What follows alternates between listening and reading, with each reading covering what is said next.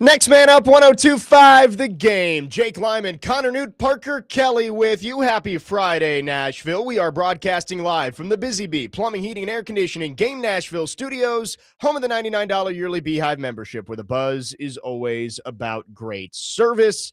The Titans schedule is officially out. We will break it all down for you today. Connor, what's going on? What's up? I think we've established that Corey Curtis gets a 1-week ban from this program for potentially the worst musical take of all time. Yeah, that's been the buzz around here. Is I heard Robbie and Joe talking about it. TD was obviously aghast at that take from Corey Curtis about Prince and Michael Jackson. I say this as a massive Michael Jackson fan. That's bad. Like, I have never met anyone in my life that dislikes Michael Jackson, and I don't think Corey dislikes Michael Jackson, but I will say, like, I understand his thought process. It's not saying it's bad music. It's just not music that he likes. It's still not a good take. And like, I disagree with him, but he's doing it in a respectful way. So I'll at least give Corey. Well, while you were gone, he kind of danced around that with Parker and I as well. He said, well, I grew up with that music, so why would I want to go back and listen to it? Yeah, that's a strange take, because I feel like everybody loves to listen to the music they grew up with. What do you think we do today? It's White Girl Friday. Well, I mean, it's the kind of stuff we grew up with. Well, like TD every Thursday when he's in here always talks about how certain songs take him back to being like 11 years old. So what did Robbie and Joe say?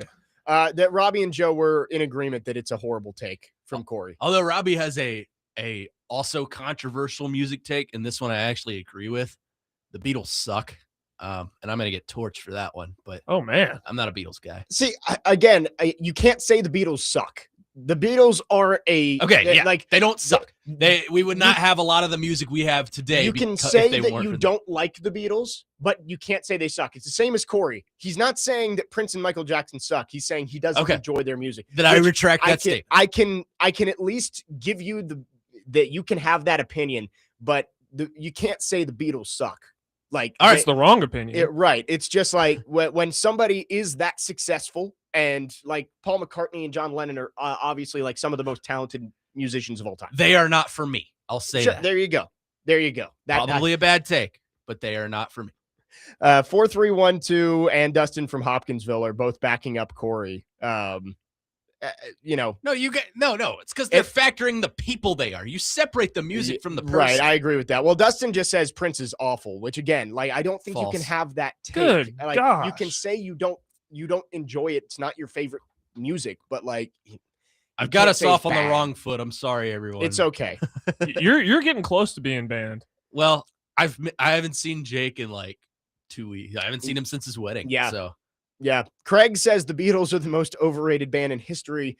Sure, you can have that take because in the subjective opinion of your brain. That is okay to say they are overrated. But again, like, I think there's a difference between saying that they suck and that I don't like them. Like, it can be your opinion, but objectively, their music is considered objectively good, right? Like, based on the awards that they've won and all this. Yeah. So anyway, speaking of things that suck, some of these NFL schedule videos, in fact, did suck. Yeah, it's just they've gone too far. Like, I think you need to just simplify it a little bit. I like the Titans video. They keep going back to the man on the street on Broadway but it works. It's a good well. Like, they've had a lot of success with it. I thought the lookalike video was well done. They got some funny ones. Like, I thought the Cam Scadaboo one was uncanny. Really well done. Like, finding that guy and being like, that's Cam Scadaboo. The Will Compton one was funny. I thought the Jerry Jones guy was great. Yeah. The Woody Johnson guy was funny. Some of them were stretches. What about Aaron Rodgers? Of course. Yeah. I didn't get that one. The Aaron Rodgers that's my broadcasting buddy from college. Really? Is it really? He was featured. Yep. Moved down here from Chicago, and he's featured in the Titans schedule release video. Where were you? That's hilarious. Why weren't you in it? Because I wasn't downtown at the time. Wrong place, wrong time.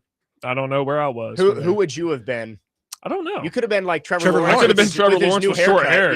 Yeah. Trevor Lawrence is the Colin Kadoof haircut. The Trevor Lawrence one was great too, because like it looked nothing like him, but he just had long hair. Yeah, that one was. The Titans did a good job. They always do. The schedule release videos for the Titans are usually towards the top of the league. Even last year, like it wasn't the man on the street, the schedule Rizzy that they did. That one was that's my least favorite, See, but it was still good. It was well done. Some of the other ones, it's gone too far. I really enjoyed the Raiders one. That one was funny. That's not a schedule release. It's just a funny video, and then you listed the schedule at the end. Like the Titans have at least stayed with the schedule release of we are going to do a video that in order shows our schedule, and it's actually going to be entertaining. Some of these teams, like the Falcons, they did This Is SportsCenter commercials, but they just did a bunch of them in a row, and it wasn't actually a schedule release. Yeah. I think you need to make sure that you are still staying within the boundaries of what this is supposed to be. The Chargers one was long. It's like 6.5 minutes, the Halo one that they did. But at the very least, I think it stayed within what you're supposed to do with these videos. The Colts one, another example, well done. The Simpsons one was good. Was well done, but I think if you have to be a Simpsons fan to enjoy it more so than others. Like, I'm not a huge Simpsons guy, so I thought it was funny. But like Chase, I'm sure thought it was the funniest thing ever because we know how much he loves The Simpsons. So I don't know. It's all subjective. Yeah, I know. I couldn't believe I even asked Chase which one his favorite one was when he That's walked why in, I looked because at you. I was like, that's it's the Simpsons one. Overall, I thought the schedule release videos were solid. But some of them I just think it's gone too far. It's a schedule release. It's not supposed to be a feature film. And some of that's why I thought the Titans were. It was like what 2.5, 3 minutes. You were entertained the whole time. Right. It was quick to the point. I think it made you laugh. The Titans have found a formula, and it works. It works. Now, how many more times can you keep going down to Broadway and find creative ways to do this? Not many. I don't know. I feel like you're starting to run out of options there. Nothing will ever beat the first one. Like the first one is yeah. the funniest and probably the best overall schedule release video of all time. Well, it was what, 3 years ago? It was 2023. Yeah, and then they did it again. It was the same thing the next year. And it wasn't as good. But like every single year around schedule release time, that video gets brought up again. It's like if you look at the college football aggregate accounts over the next 3 months, the Enter Sandman video post-COVID against North Carolina. Yep. It was like the first game where everybody was back together. That video gets tweeted like 1,000 times leading up to college football season. It's like, were you there? I was there. Yeah. That was a fun night. You thought that the Hokies might actually be good after beating Sam Howell in North Carolina. With North Carolina and probably the worst combo of all time, where they were wearing it was like white helmets, white tops, navy bottoms. Yeah. But anyway, that video gets aggregated so much. The same thing is true for the 2023 Titans schedule release. That video leading up to the schedule release gets tweeted by every single NFL aggregator account of, remember when the Titans went to Broadway and released their schedule? And, people love it. People watch it. I just think I enjoy the videos. Overall, I think the NFL schedule release is the most overrated celebratory event of all time. It could be an email. I mean, we already know who you're playing. It's just a matter of what order are you playing them in. I mean, the only interesting factor in it for me this year was, will the Titans get a primetime game? And they didn't. And, last night I went on a Twitter tirade about it, which I was upset in the moment. And now that I've slept on it, I'm like, okay, I kind of understand it because I see the other teams next to them that didn't get one either. It's like you said, it's the teams that aren't expected to be very good this year. Yeah. And I think it's inconsistent with some of the markets. Like Jacksonville has a primetime game, but they also went 13-4 last year. Right. And then, New York is not a good team, but it's the market. So they get 4 primetime games. Right. So. The Giants are in a very similar spot to the Titans. Haven't been good in a couple of years. Second-year quarterback. They got 4 primetime games because they're New York. The Falcons have 3 straight primetime games. Yeah. The Rams have 7 primetime games. L.A.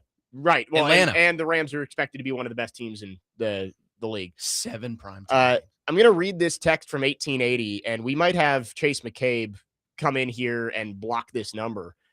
Here's a hot take. The Simpsons is not a good show, from 1880. In your opinion?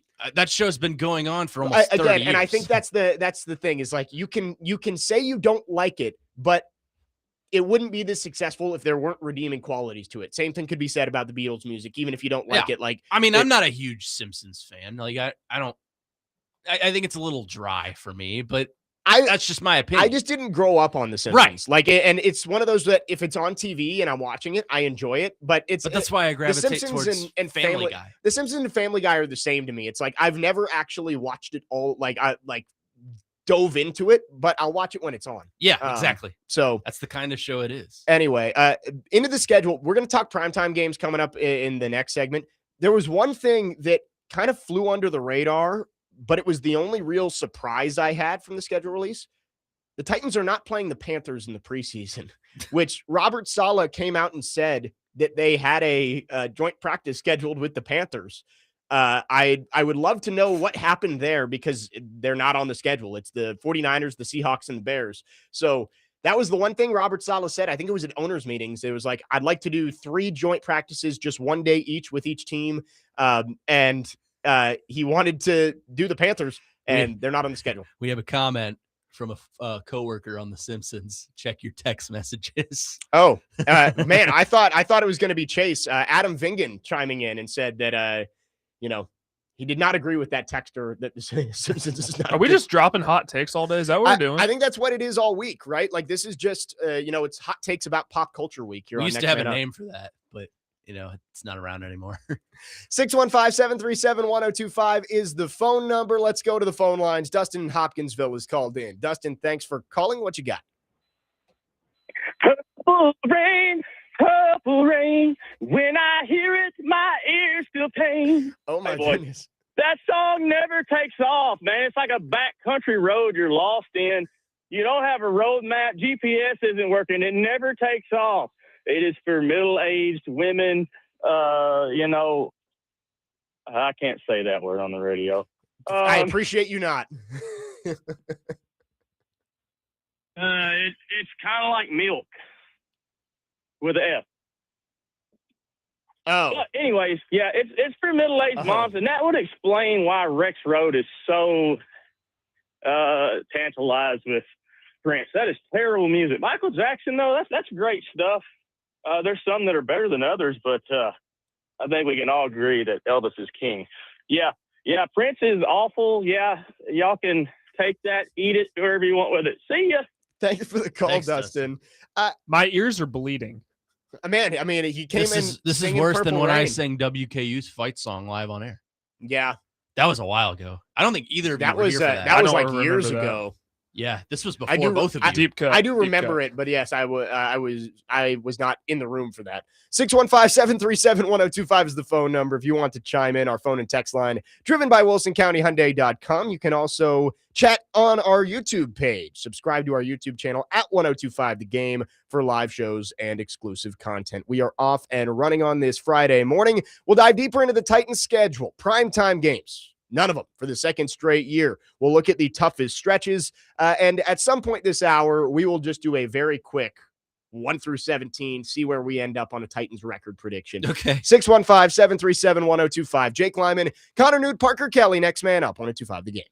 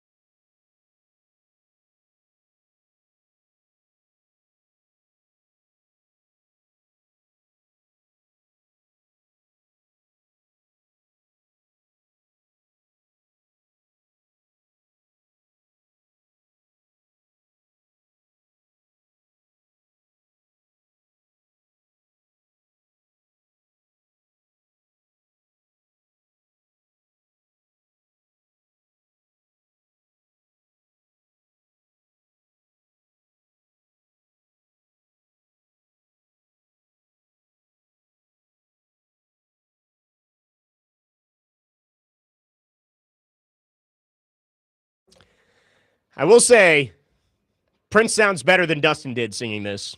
Don't think anyone can disagree with that. I mean, you can not like the song, but I love this song. It's all opinions, and I respect it. It's been a very hot takey week around pop culture on the program since I returned this week. Man, it's like getting Mount Rushmore season started early. I know. We almost did a Mount Rushmore yesterday. Oh. We kind of avoided it. TD loves Mount Rushmore. Yeah, he does. We were going to do Mount Rushmore of NBA players. Yeah. Oh, well, we kind of got into that while you were gone. 3 of the 4 are gimmies. Yeah. Well, yeah, kind of. Like Kobe. LeBron, Jordan, Kobe. Yeah, I think those are definitely 3. And then I'd put AI up there. Really? In terms of impact and, man. As your 4? Oh, are we talking about impact or no? goats? Just like greatest players. Yeah. Oh, Kareem. Yeah. Yeah. I mean, I think it's pretty hard. I think to argue. the fourth spot is. You might be able to say Bill Russell. I think it just the 4th spot is going to be Wilt, pick your Magic. flavor, right? Like there, you go different eras and you can find a 4th best player of all time. Larry Bird. If you wanted to go more recently, like I think Steph probably is in the conversation up there. Or if you're a what's it? Skip Bayless. LeBron is not on. Yeah, LeBron's 8th or something or 9th. Yeah, that was what he said. How about them making the comeback was it last week they did First Take again, skipping Stephen A? I didn't watch. I did not watch. One of my friends was big on it. He was like, "Oh, this takes me back to my childhood." I was like, "I can't take the screaming." No, I don't. I was never a Skip Bayless fan, so I don't care. And I got to live it firsthand with Corey and Parker on Wednesday anyway. So where you just sat here and you're like, I don't know what to do. I started standing up back here. I raised the mic to my face. You're like Pat McAfee. That's exactly how I felt, combined with Stephen A. Smith. Yeah. Parker, when he stood and raised the mic, I knew it was about to get serious.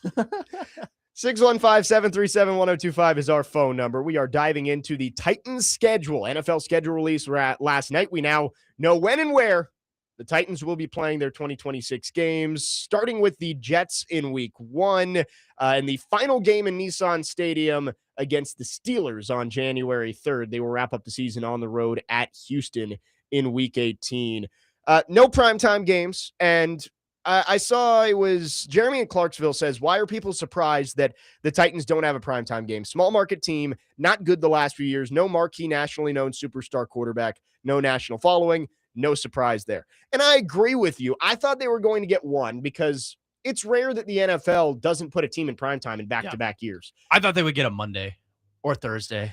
Well, I just think the biggest reason the Titans aren't getting a primetime game is because of all the money that has gone into these new television deals, whether it's with Amazon Prime and Netflix, and now ESPN's not doing the Monday Night Football doubleheaders anymore. Like, they want good games. All of these partners that the NFL has brought in these television deals, they don't want Jags Titans on Thursday night anymore, like we used to get on NFL Network for years. Thursday Night Football, like when it was NFL Network Thursday Night Football, who cared? The NFL could kind of put the throwaway games there because it was like, it's our media arm. Yeah. Nobody's paying for these games. Like, it's NFL but you Network. knew people were going to watch. Right. People are going to watch no matter what, but it didn't really matter. But now that it's on Prime and people are paying a subscription to get Prime and they're going to watch these games, Amazon's going to want good games on their network, and the Titans just aren't there right now. And I thought they were going to get one. I was a little surprised, maybe not surprised, but, disappointed that they didn't get one. 15 noon kicks. I mean, they are the last defenders of the noon kickoff, which I had to correct a friend yesterday. He said, why do they have so many 1 p.m. kickoffs? I was like, no, sir, it's a noon kickoff. We do not acknowledge the Eastern time zone in this area. It's taken me some time to get used to that, having grown up in the East Coast, the Eastern time zone. But now you're on it was 1 and 4. I love the Central time zone for sports. I think it's the best. 12, 3, 7. Perfect. It's great.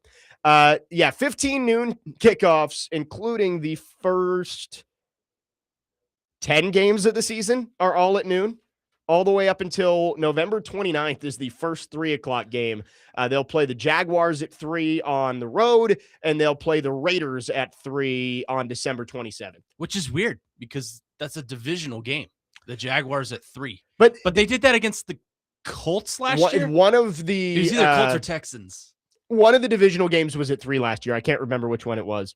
But they play the Jaguars twice in 3 weeks, which has become more common. They did that last year. And they're doing that with Rams and Seahawks, which I think is one of the most anticipated matchups of the season. Like those are obviously it's the defending Super Bowl champions in Seattle. And I would say the Rams are probably your Super Bowl favorite heading into this year. They don't play until week 16. That's their first matchup. Jeez. I mean, at least it's in the States. And unlike, what is it? Rams or Seahawks 49ers in like Perth, Australia. Rams 49ers is in Melbourne. Melbourne, Australia. Melbourne. The speaking of good schedule release videos, the Rams one was good. The Napoleon Dynamite one. I don't know if you saw that. Yeah, I'm not a huge Napoleon Dynamite guy. Really?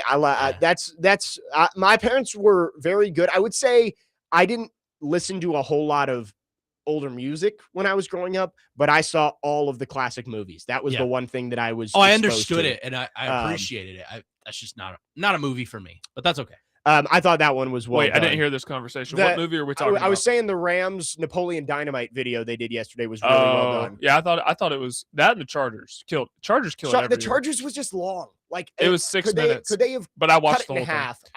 I did watch it. I watched about 3 release videos yesterday. I think I watched 5, and I was like, all right, that's. I saw a little bit of the Cowboys where they FaceTimed different people. Yeah, I tried to at least get the gist of a lot of them, like scrolling through. Like I saw the puppies one for the Patriots and was just like, man, I don't need to watch all the way through. It was really safe. We know why. Right. Well, yeah, at least as far as I've seen, the Chargers were the only ones to take any subtle shots at Vrabel.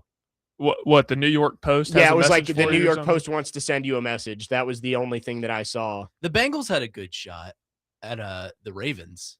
I didn't see the Bengals one. I don't remember I just saw the clip. They took a shot at the Ravens. They said, we're divisional rivals. You can't back out of this one. Talking about the Max Crosby. Yes, I did see that one actually. That was pretty good. And the Chargers one, when they play the Texans, they did the moment when CJ Stroud and Caleb Williams, he was trying to give Caleb Williams advice after the game and he wasn't about it. That was hilarious. They did get a lot of it. And the Chargers took a shot at the Max Crosby deal too, right? I want to say I haven't watched the whole thing. It's too long. All of them kind of blur together at some point. There's too many of them. 615-737-1025 is the phone number. More scheduled talk throughout the morning. We'll dive into some of the tougher stretches of this schedule. I think overall, it's a pretty evenly balanced schedule. It's a last place schedule for the Titans. No, but like there isn't a stretch like last year. I think you pointed at the opening to the season with like Rams and Broncos, Rams, and then the Colts obviously ended up being really good. The first month of the season looked really tough on paper last year. Obviously, we don't know. It's the NFL. Teams surprise us, good or bad, every year. But I do think this is a pretty evenly balanced schedule, and we can get into that more coming up next. 615-737-1025 is the phone number. You can text or call. Our phone line's driven by WilsonCountyHyundai.com, and all of our football offseason coverage is brought to you by Tennessee Brewworks, finely tuned craft beer for finely tuned fans. Tennessee Brewworks, official craft beer of the offseason coverage on 102.5 The Game. Jake Lyman, Connor Nute, Parker Kelly with you on this Friday morning. Next man up, 102.5 The Game.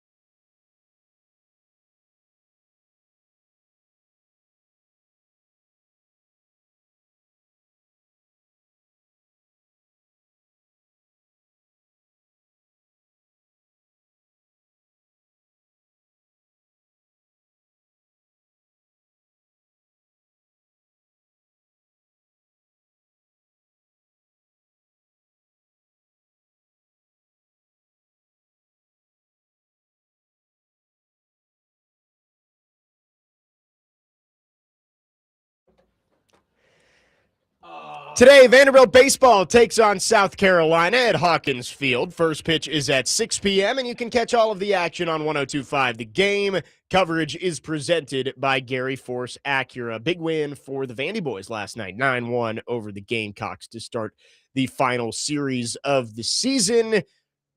Titans have their schedule out, and we've gone through no primetime games. Again, not a super big surprise, but I thought they might get one after being shut out last year as well. Chance to play their way into some primetime games, but we can get into that a little bit later. The toughest stretch of the season. I do think this is a really evenly balanced schedule. You've got 4 home games before the bye. You got a bye in the middle of the season. You got 4 home games after the bye. I think there's winnable games early. The Jets, the Giants. You got your divisional games, the Browns before the bye. Later on, you've got more divisional games, home games against the Commanders and the Steelers, road game against the Raiders. Like it's an evenly balanced schedule.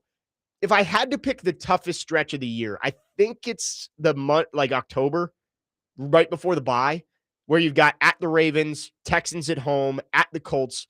Browns at home is a nice little easier one in there, and then at the Bengals. I think that's probably the toughest month of the season, but overall, I think you've got a good balance between your tougher games and your more winnable games. Yeah, it's pretty balanced. If you were to ask me the toughest stretch, I'd go right after that, after the bye, where it's Jags, Cowboys, or Jags at home, at Dallas, at the Jags, Commanders at home, and then Lions Detroit. on the road. Yeah. I mean, it definitely the first 4 games or first 3 games where you've got both New York teams. I think both of those are winnable games. And then the end of your season, Colts at home. We really don't know what the Colts are going to be this year. Is Daniel Jones going to be healthy coming off the Achilles? And then the Raiders, rookie quarterback. They're probably in a similar boat to the Titans. And then the Steelers. The Steelers, I don't think they're going to be very good this year. Like Mike McCarthy is a good high floor coach. I don't think they're going to be one of the worst teams in the league. But if Aaron Rodgers is your quarterback, meh. And if he's not your quarterback, then it's Will Howard or Drew Aller, meh. Yeah. I think the Steelers at home, especially last home game at that stadium, I think that's a very winnable game. Which is perfect, in my opinion. The fact that the Steelers are your last, assuming they don't host a playoff game, which I think is a fair assumption. Very unlikely. I think that is the perfect opponent to wrap things up at Nissan Stadium, just because of the history that those teams have had together. My first Titans game ever as a kid was a Titans-Steelers game, and I think it was 2008. It was Chris Johnson's big year. Yeah. I remember that. It was back when that was a big Steelers game. I still remember the video of Lendale White stomping the terrible towel on the sideline after the win. That might have clinched the 1 seed for them that year. It was either that year or the year after. It might have been if you're thinking of CJ's 2,000-yard season, it would have been the year after. Okay. But it was either 08 or 09. But 08 was the year they were the 1 seed, and I do remember, I think Michael Griffin might have had a pick that sealed it or something like that. I might be remembering wrong. I remember it was really, really cold that day. Yeah, that would make sense. I think it was in December. Yeah. And that's probably my fondest memory of a Steelers-Titans game in Nissan Stadium. I'm trying to think of any other ones. I guess back then it's a very early. That was the LP Field days. LP Field. I remember LP Field.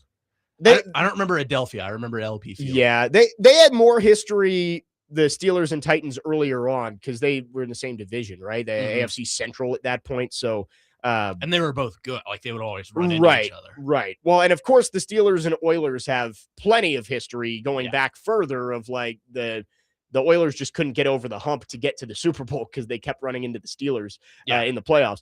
But that I agree. I think that's a good way to end the current Nissan Stadium. You know what I hope they do, though? What? I hope they wear the original uniforms. They're not going to. That would be hilarious if they did the throwback of the original Titans uniforms. Just for do the final white game. The white, navy, white.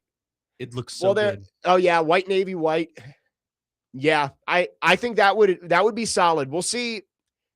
I doubt they do that. I'm interested to see what the rivalry uniforms look like, and I think they're navy. that was the rivalry uniform was what everybody was pointing to as a reason they might have a primetime game. And clearly that didn't work out. But overall, I like the schedule. I think it is a favorable draw for the Titans. And that doesn't mean that they're a playoff team. I just think you look at the way the schedule is laid out. You don't have more than 2 back-to-back road games, which last year they had a 3-game road trip at one point. Coming off a bye, too, I think. Right. You get the bye in the middle of the season. And when you look, there's not a whole lot of back-to-back games that I look at and say, man, that's really tough to play those 2 teams back-to-back. Like, you get the Jets to start the year. And I'm never going to call a week 1 game a must-win. I just saw a tweet from Easton Freeze about how the Patriots lost to the Raiders last year in week 1 and went to the Super Bowl. Geno Smith, the quarterback in that game as well. But I do look at just, and we talked with TD about this, a team that's won 6 games in 2 years and a young quarterback trying to find his way in the league, getting a win in week 1 and just being 1-0, I feel like could just go a long way for this team. So obviously there's no must wins in week 1, but it does feel really important to get off on the right foot if this team is going to show progress in 2026. Well, there are some personal storylines there as well. I mean, on our side, you got, on the Titans side, you got Robert Saleh playing his former team. The Chip team on his shoulder. Yep. But then if you were to surf across the interwebs last night, you see Jarvis Brownlee calling it a he said quote unquote get ready for a bloodbath. bloodbath. And Devondre Sweat said something too. He put up a couple emojis on Twitter about that game being week 1. So it's personal. There's personal things there. And look, every game in football is personal. There's personal storylines in everyone. But I agree with you. I don't think this is a must win. But just for the sake of morale and feeling like, hey, we're undefeated for the first time in God knows how long this season. So I think that would be a big one to get. And I think it helps that, the Jets aren't going to be very good. We don't think the Titans are going to be very good. So hold your breath there. But it's at home. You're in front of a crowd that you should outnumber. Like there should be more blue than green in that crowd. Yeah, I would hope so. So I think the next week there will be more green than blue, I think. Yeah. Eagles. I would imagine there's more blue than Titans blue the next week. Well, they're on the road. They're on the road. So yeah, my point stands. But I think it's an appropriate game for week 1. And I think it's a very, very winnable game in week 1. It is funny. I bet they're saying the exact same thing up in New York. Yeah. Of like, man, we got the Titans in week 1. This is great. Get off to a good start. One of those teams is going to have to be 1-0 and one's going to be 0-1. I do think that is a good draw for the Titans to start the season. You get that game at home. The Eagles game is going to be tough in week 2, but it's going to be a different looking Eagles team. We heavily expect that 3 weeks from now, A.J. Brown is not going to be a Philadelphia Eagle. So there aren't a whole lot of games on here that I look at and say, that's a juggernaut. You can't win that game, right? Like you're not facing the NFC West, where I would look at the Rams game, the Seahawks game, heck, even the 49ers game, and be like, yeah, you're going to have a really tough time winning those games. Then there's the Cardinals. We saw that play out last year. But getting the NFC East is always an interesting division. Like, is it still going that they have had a different champion for like 20-something years straight? They haven't had a back-to-back champ. Maybe the Eagles. No, the Eagles. The Eagles broke it last year. That's what it was. But again, that's not a crazy division to face. You're also getting the AFC North, which the AFC North is usually one of those divisions that it's like, man, I don't want to face them because the Ravens and Steelers are always towards the top of the conference. This year, I think both those teams might take a step back. Like the Steelers, Mike Tomlin's gone. You've got uncertainty at quarterback, no matter whether it's Rodgers or whether it's one of the young guys. And the Ravens, new head coach, John Harbaugh's gone. You still have Lamar Jackson. You still have Derrick Henry. Not going to be an easy game, especially in Baltimore. But I do think that this schedule is favorable for the Titans in terms of opponents and the way it's laid out. Yeah, that Bengals game might have 15 combined sacks for both sides. Yeah. The battle of mediocre to bad offensive lines. And solid pass rushes Yeah. Trey Hendrickson's gone, but they've got Dexter Lawrence in the middle, and a couple of young pass rushers there that they've drafted in the past few years. 615-737-1025 is the phone number. You can text or call. Our phone line's driven by WilsonCountyHyundai.com. Today, the Nashville Sounds face the Iowa Cubs at First Horizon Park. First pitch is at 6:35, and you can catch all of the action on 94.9 The Fan with me on the call. I'm filling in for Jeff Hendon. Oh, nice. So that'll be fun. Presented by Twin Peaks Family Leisure and Social Cantina. Jake Lyman, Connor Nute, Parker Kelly, next man up here on 102.5 The Game.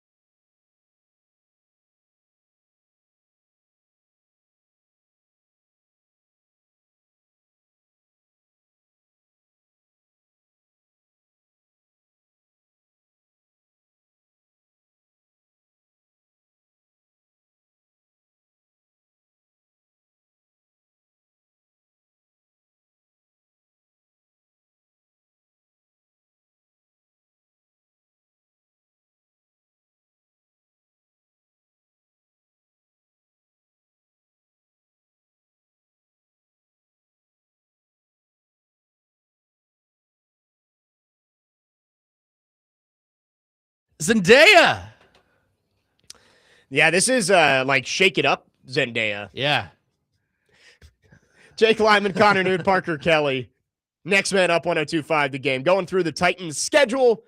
Came out last night. You want to just run through this quickly? Yeah, I mean, I've got mine ready. All right, you've got yours. I have not done this exercise. I'm going to do it live here and just say whether I think win or loss. All right, I'm going to go win against the Jets in week 1. I will go loss to the Eagles. 1-1. 1-1. I'm going to say they beat the Giants. 2-1. That's tough for me. I think the Giants are going to be improved this year, but I do think the Titans win that game. I'm going to say lose to the Ravens, 2-2. Lose to the Texans at home. Lose to the Colts on the road. Okay, 2-4. 2-4. Beat the Browns at home, 3-4. And I'm going to say lose to the Bengals on the road. So I've got them 3-5 heading into the bye. Which, hey, you've already matched your win total from the last 2 years. I will say beat the Jaguars off the bye at home. Win their first divisional game since 2024. So that's win number 4. Lose to the Cowboys on the road. Lose to the Jaguars on the road. I'll say beat the Commanders at home. Okay. Lose to the Lions. Okay. I'll say lose to the Colts again. Beat the Raiders on the road. That's 6. I have them beating the Steelers at home in the final game at Nissan Stadium. I think that's a win. And then losing to the Texans. So I've got 7-10. Okay. That's my prediction. I've got wins against the Jets, Giants, Browns, Jags at home, Commanders, Raiders, Steelers. Okay, so you and I have the same record, just different teams. Just different games. I have 7-10 wins against the Jets, Giants, Colts at home, Browns, Jags twice, and the Raiders. Okay. Yeah. So you've got 3 divisional wins. I guess I only have 2 or 1. I guess I have them going 1-5 in the division, which it's possible. But honestly, that could be the difference in this team being a 6-win team and possibly an 8-win team is like, can you win some of those close divisional games at home against the Jags, the Colts, and the Texans? Sign me up for 7-10. I'm fine with that. I don't expect this team to make any major playoff push this year, so might as well get as much momentum heading into the next season as you possibly can. 7-10, you're probably picking in that 13, 14, 15 range, I would say. Yeah, you're like just outside the top 10, probably. Which isn't bad. You're still going to get a player at a premier position. It's just you're not going to get that blue chip elite talent unless you trade right. up. But this draft coming up, again, it's way too early to be talking about 2027 draft prospects. Right. But it does seem in general like there is a lot of high-end talent at some of those spots that the Titans might need. I believe tackle is a very strong position. And it's always good for there to be quarterbacks, right? Yeah. No matter where, if you have a guy that you believe is your quarterback, and the Titans do, and I really struggle to believe the Titans will be looking to move on from Cam Ward after the 2026 season.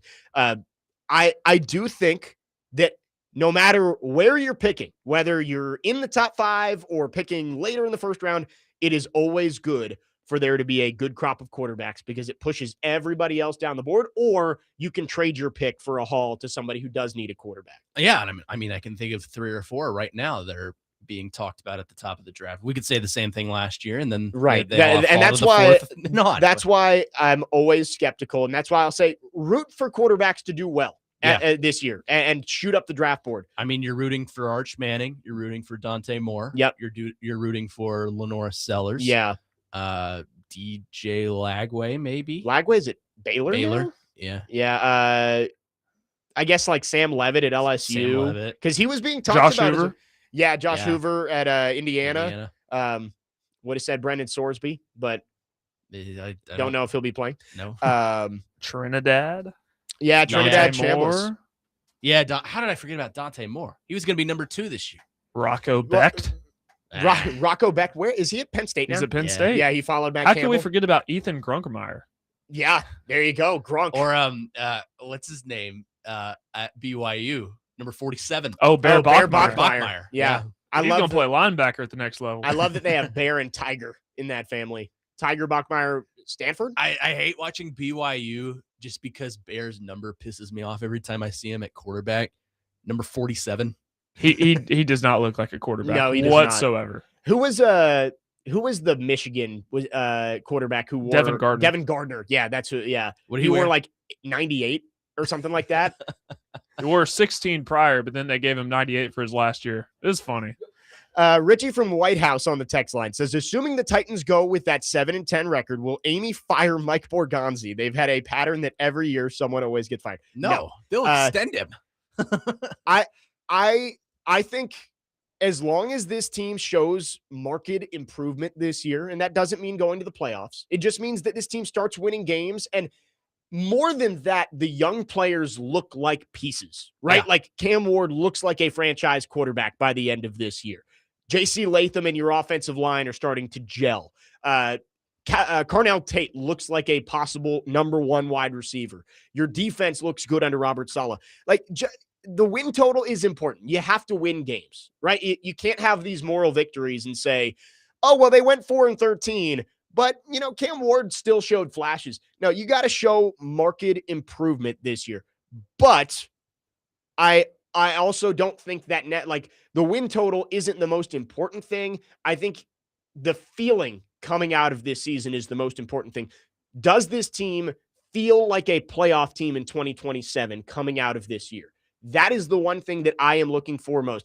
If the Titans don't make the playoffs, when they come off the field in Houston on TBD, January 10th, most likely, do you feel like this team is moving in the right direction and can compete for the division in 2027? If the answer is yes, I think the team's moving in the right spot. If the answer is no, then yeah, maybe Mike Borgonzi might have to start to work. I mean, I understand that line of thinking because like you and I have talked about plenty of times before, it's the circle of firing. Last year, it was the coach. If it's this year, it's going to be the GM. Next year, it'll be the quarterback, and then so on and so forth. So, right. Mike Borgonzi is next in line for the circle of firing if it gets that bad. But, you and I have him going 7-10, and it's way too early to tell. But right.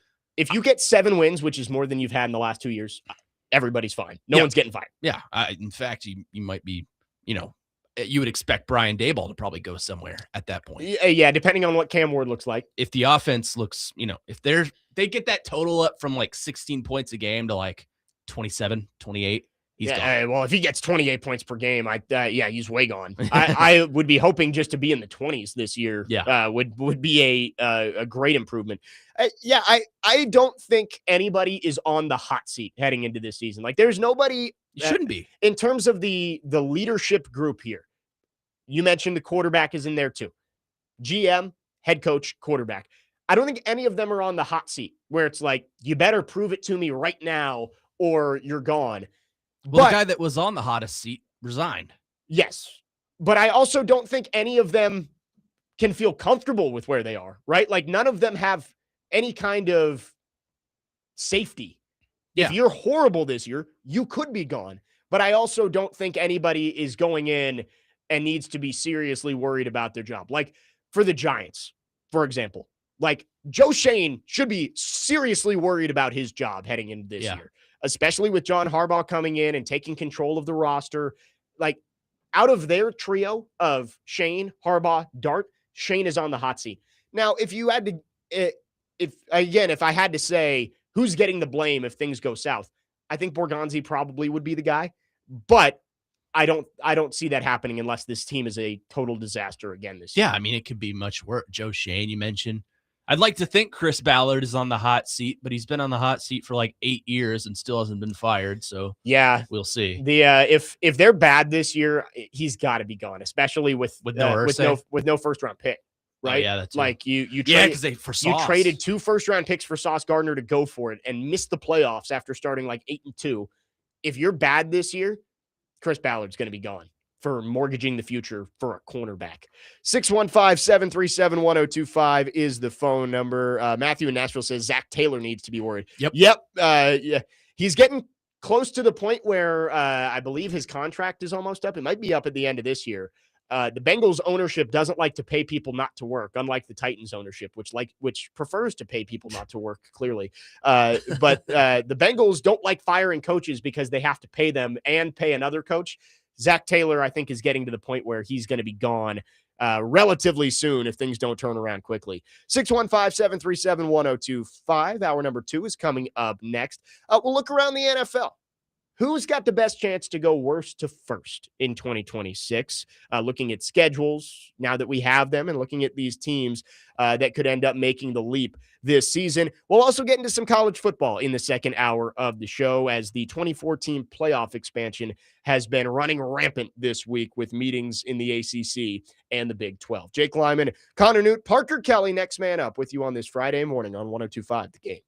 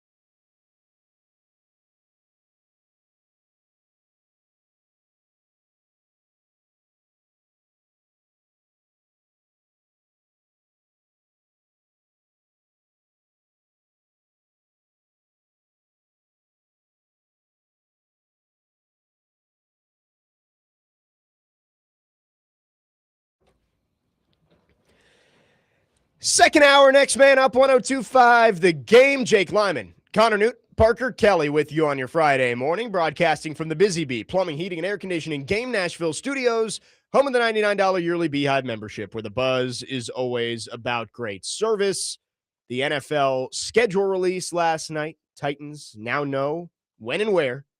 When is mostly at noon. 15 noon games, 2 at 3:05.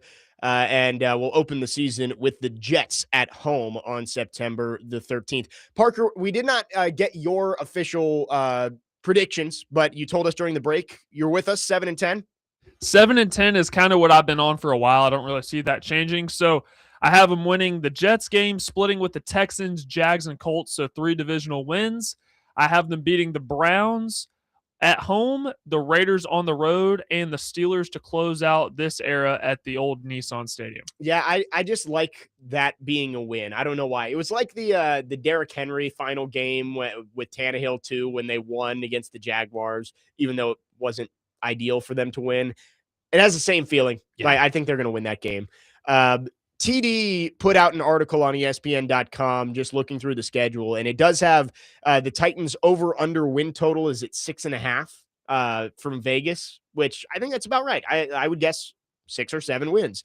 Mike Clay at ESPN has the projected win total at 4.8, so a little bit lower. I would go. I like that 6.5 number. Yeah, that half is, if you're a betting man, that half is a big number. Yeah, I would go 6 or 7. I feel good about 7-10, but I also felt good about 7-10 last year, and that didn't go well. Yeah, so. I think I had 6-11 last year, and I think Parker and I did it one day. We did because we were at Circa, and I think I had 7-10, and he had like 6-11 or something like that. Yeah, and we were both idiots. And we were both wrong. Yeah, 3-14. It happened fast. We were, in our defense, we were distracted. It was week 0 of college football, and there was a we were locked in on Iowa State, Kansas Yeah, State. that is true. And that was a damn good pizza, Farmageddon in Ireland. What is there an Ireland game this year? It's NC State and Virginia. They're playing in Brazil. TCU, North Carolina. Yeah. Oh, okay. Did you see North Carolina's new helmets? No, The throwback ones. I'll have to look it up. They're so sweet. It says UNC, but it's like the stare thing. It's really I cool. like that. It's nice. I like their Tar Heel logo, like the actual the foot? I I don't think like that's it a at good all. one. I don't like it. It's unique. Yeah. TD on his article as well has a bold prediction. Titans go 3-1 against the AFC North. The only loss coming to the Bengals. That Ravens game is interesting on October 4th in Baltimore. It's the first time that Derrick Henry is facing the Titans, and I don't think it's not a game they can't win, but I would struggle to pick the Titans in that game on the road, facing Lamar Jackson.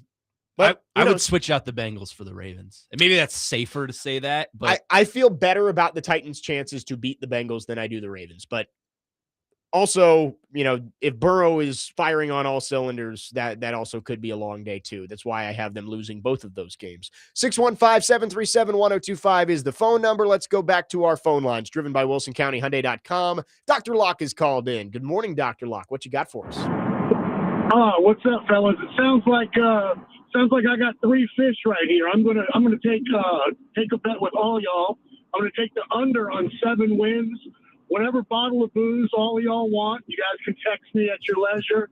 I'll go ahead and take the under, and I'll buy every one of y'all a bottle if it goes over 7.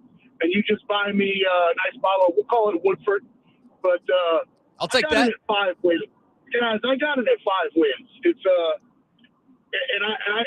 and I wanted to get the 6. I got the 5. So I'm surprised if Vegas is at 6.5.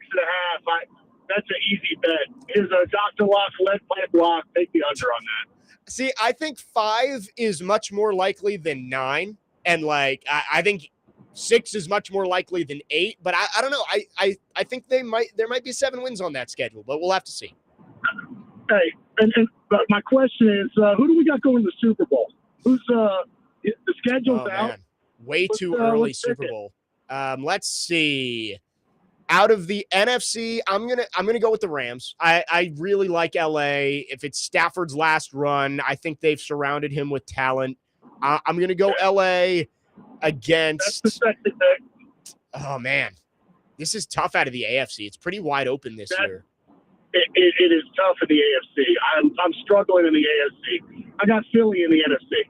Okay. I will, no, I'm not going to do the Chiefs. It's not going to be Mahomes. I'll go Buffalo finally breaks through. Like, maybe it's wishful thinking, but I'll go Buffalo gets to the Super Bowl. I'll go Rams over Bills. You literally picked what Parker picked when I was waiting to get on. Parker Really? literally picked the same. Yeah, that's crazy. I'll go Ravens Eagles. Ravens Eagles. Shot in the dark in the AFC, honestly. Really, really shot in the dark.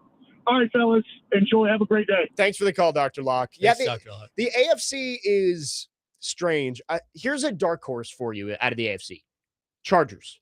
Like, I know that they haven't shown that they can get it done in the playoffs, but they were so injured last year.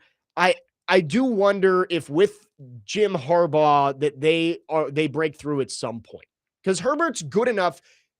I think they just need to stay healthy and keep him upright. A dark horse. I won't pick them to go to the Super Bowl, but that would be my dark horse pick. Did you notice who none of the three of us picked to make it to the Super Bowl? The defending Super Bowl champion. Yeah, that's true with Seattle. I feel like they're gonna be good this year, but I feel like they're gonna take a bit of a step back. They're good. It's so hard to go back to back. Like, even to get to the Super Bowl back to back, you have to be dynasty level. And I don't know if the Seahawks are dynasty level. But it's pretty wide open. I would say Rams. The Rams to me are kind of head and shoulders ahead of everybody else in the NFC. Just in my mind of like, that would be the obvious pick to me. But the Eagles, I think, are in the conversation. I like that the entire NFC North, except for Minnesota, I think has a chance to be in the conversation. Mm-hmm. Nobody out of the NFC South. Nope. Sorry. San Francisco, I like. San Francisco, again, if they stay healthy, which has been a problem for them for a long time. And then, of course, Seattle deserves to be in the conversation. But the AFC, like, you can't count out the Patriots. They were just there. I wouldn't pick them to go back. Buffalo's in the conversation. Baltimore, Cincy. Houston, if CJ Stroud figures it out, for sure. Could be in there. Jags. And then the AFC West, Denver, Kansas City, LA. I think all of them, like, it's a wide open year, as it always kind of is in the NFL. In conclusion, I'll take the Raiders and the Giants. There you go. Give it to me. I saw somebody on Twitter, I forget who it was, said Titans Giants in the Super Bowl, and I was like, no, that was a joke. It said schedule leak. Titans Rams February 14th, 6:30 p.m. No, I saw somebody legitimately say, I've got the Titans and Giants in the Super Bowl. Maybe it was a joke, and I'm sure it was, but I was like, that is about the furthest thing from happening that I could possibly imagine. Was it Mitchell Firkins? It might have been the great one. I'm so tired of the great one. Let's go back to the phone lines. Edward is called in. Edward, thanks for calling. Go ahead. Hey, guys. Thanks for taking my call. Couple of three things. The Super Bowl, is it committed to 2030? It has not been officially announced yet. Dan Patrick reported that he said it was ready to be signed, but there is nothing official yet. All right. Second thing, I don't know if you've had a chance to listen to Eric Church did the commencement speech at North Carolina Tar Heels. Wow. He took a guitar and placated it with life and the different strings. It's amazing. It's really good. And he finished by playing Carolina, right? His song? Yes. Yeah. Yes, I did. My wife sent it to me while I was working. And I was like, here, I'm going to watch it anyway. And for 18 minutes, I mean, he had those kids spellbound. It was incredible. I was very impressed with that. And I'm not an Eric Church fan or a country music fan, but I watched that and I was impressed. Third thing, Sauce got fired at New York Jets, correct? Yes. Okay. I try not to be a pessimistic person, but we're excited about this. John Harbaugh should have been our coach. Okay, that's period. I mean, that's what there is a mechanism where coaches who are winners are always going to be winners. Just go back and look. Mike Tomlin, Nick Saban, they have figured something out. Bear Bryant, Nute, something's been figured out. And I don't know what it is. And I'm going to stick with my storyline. You might get tired of hearing it. From 98 to 2013, okay, we had some pretty decent football. We had some good football. 2013 to present, not so good. I think we all know what happened that year. Just a little frustration from a Tennessee Titan fan who took his kids to buy Javon Curse jerseys, to go out there and watch McNair and Eddie George. I will still keep watching. It's not gotten to the level of MTSU football where I'm not going back out there after going all my life, but it's getting close. And anyway, this is just a layman's thoughts.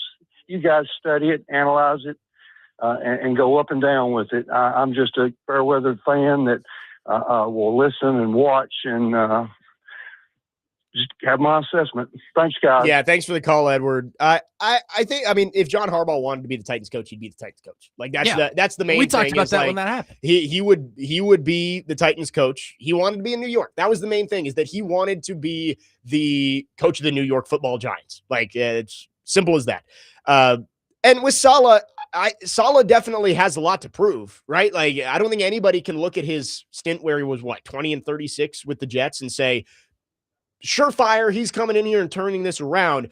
But I think you do look at the context of bad owner, Woody Johnson, maybe the worst owner in football now that Dan Snyder's gone. And Amy Adams-Strunk has not proven to be a great owner over the last few years either. Quarterback issues. He had Zach Wilson as his starting quarterback for most of his tenure there.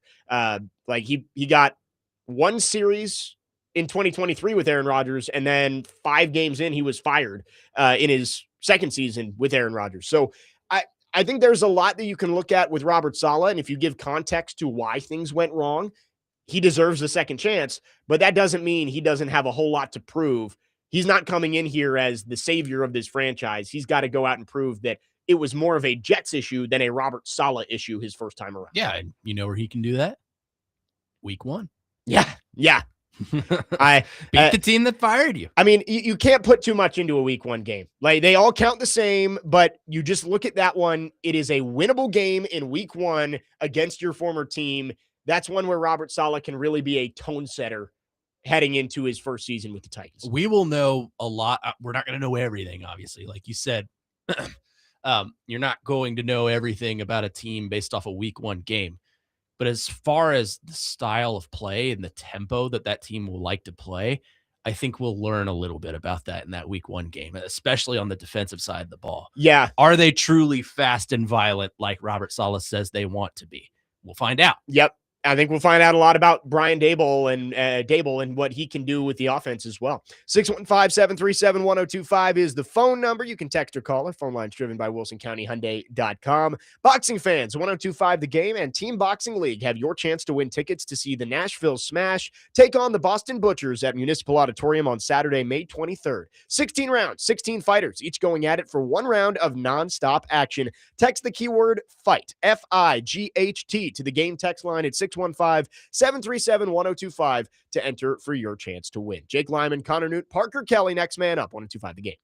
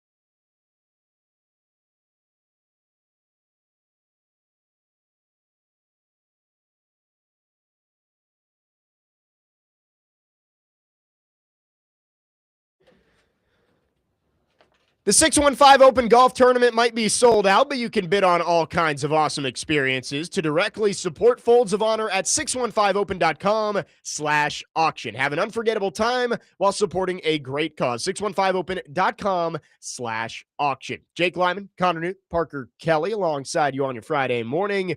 We are diving into the Titans schedule, taking your reaction as well. And repping new gear. Yeah, Max Hers just hooked up Connor Nute with some new swag. I mean, this is awesome. He gave me 2 hats. One is a Preds hat with the University of Kentucky, as you all know, my team. There you go. Here comes Weston Hermitage to make fun of me for it. And then, of course, I'm wearing it right now. Yeah, the MTSU one. one. MTSU, my alma mater. Those now. are great. I'm very happy with these. Thank you, Max. I appreciate it. He's been just wonderful in my journey. That's a great little gift from Max Hurst coming from in the heart. studio here. Like, I know where I am. I just know I'm home when I look at these. So it's from the heart. It's great. I love the font on the Preds too. That's a great hat. I like how they kind of distinguish each other too. Like the Blue Raider blue is a little bit lighter than that Kentucky blue. Yeah, which is how it is in the colors. They crushed it. The Preds crushed it with Thank you, Preds. Thank you, Max. Thank you, 1025. 615-737-1025. Let's get back to your reaction on our phone lines. Dustin Hopkinsville has called back in. Dustin, thanks for calling. Go ahead.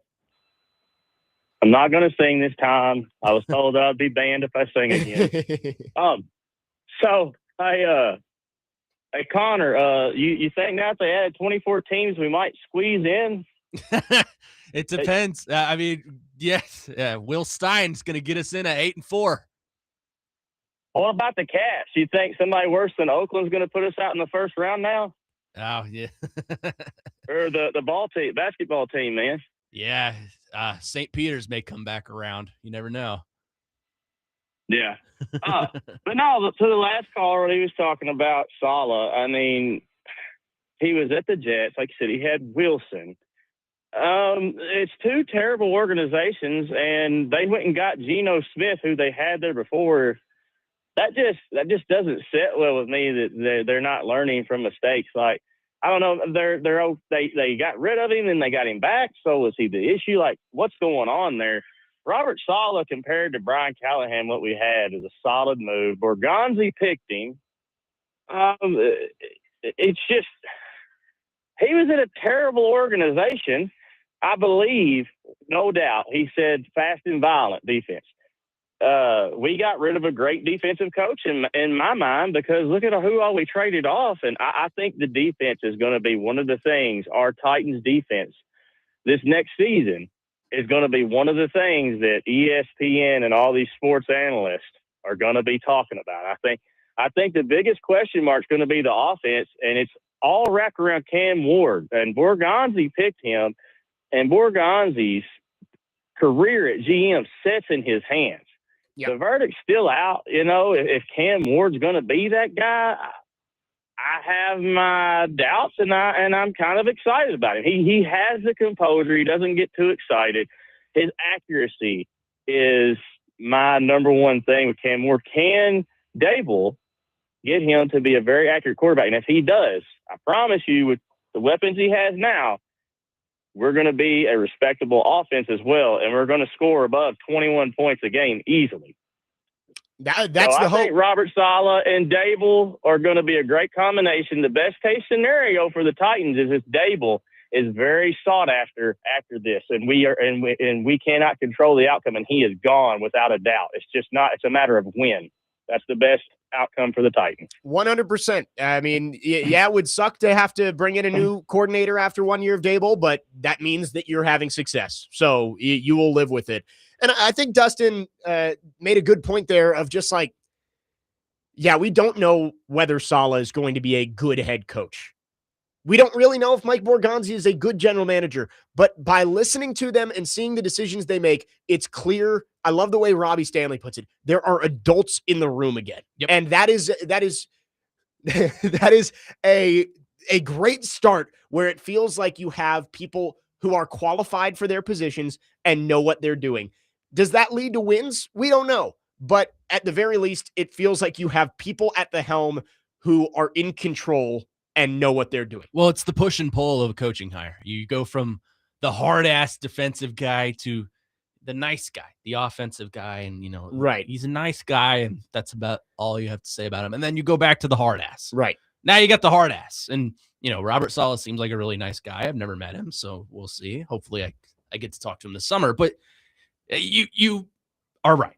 Robbie is right, too, that you have adults back in the room. You feel like you have some authority back in the room, and you feel, at least based on personality, that this team is in decent hands because they have some sort of direction. We talk about all the momentum they have going into this season on some level. And yes, some of that is because of the roster construction and, the draft you had. But a lot of it comes down to, did you put the right people in the right places? And I feel like at least right now, again, we'll find out this season, but at least right now, I feel like Robert Saleh is the right guy for this job. I feel like Brian Daboll is the right guy to help develop Cam Ward. Again, I could be totally proved wrong. But look, let's not play revisionist history. Didn't we all like the Brian Callahan hire on the day it was made? Yeah. We thought on paper that was a really good hire because he was the hot young quarterback guru. Yeah. Yeah. But I do remember all of us were a little bit concerned when you looked at his coaching staff and said, first-time head coach, first-time play caller, first-time OC, first-time DC, first-time special teams coordinator in his first season. And you're like, are all of these guys going to just come in here and immediately know what to do? And clearly they didn't. They went 6-28 over the next 2 years. But now you have a former head coach in Robert Saleh. Again, you don't know if he's going to be a good head coach, but a guy who has been in that chair before. Brian Daboll, who is a former head coach and a guy who is well-respected as an offensive mind around the league. Gus Bradley is your DC, who's been a head coach and is also a well-respected defensive mind. And Bones Fossil, who is one of the best special teams coordinators in football. So I think just the experience and the respect of your coaching staff is just at a completely different level than what it was, at least in year one under Brian Callahan before they brought in Bones Fossil. Let's go back to the phone lines. Trey is called in. Trey, good morning. What you got for us? Good morning. How y'all doing? Doing great, Trey. Hey, I just want to say that, I'm really, really optimistic about the team. After looking at the schedule is pretty tough, especially going from Chicago Bears to then playing the Jets in 2 weeks. You know how Chicago's defense is.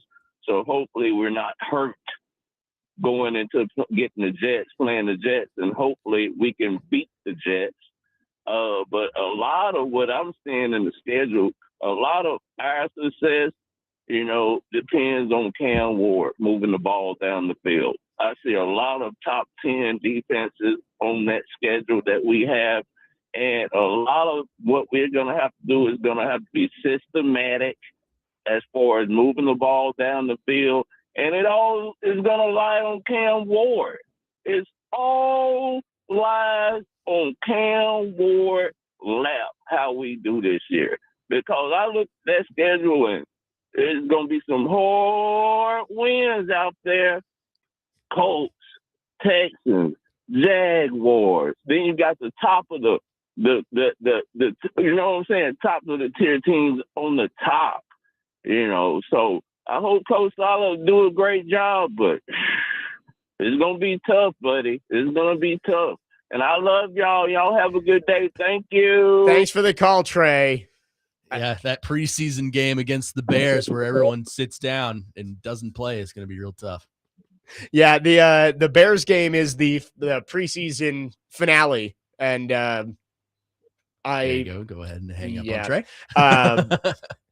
Well, and it's funny because Trey last year at the beginning of the season, ahead of I think it was the Bucs preseason game, called in and said, "This is a must-win game for the Titans," and I'm like, it's a preseason game. That does not exist. There has never been a must-win preseason game. Unless you're the Baltimore Ravens where they won. They went like, what, right. eight straight years without losing a game? They kept winning. There has never in the history of football been a must-win preseason game.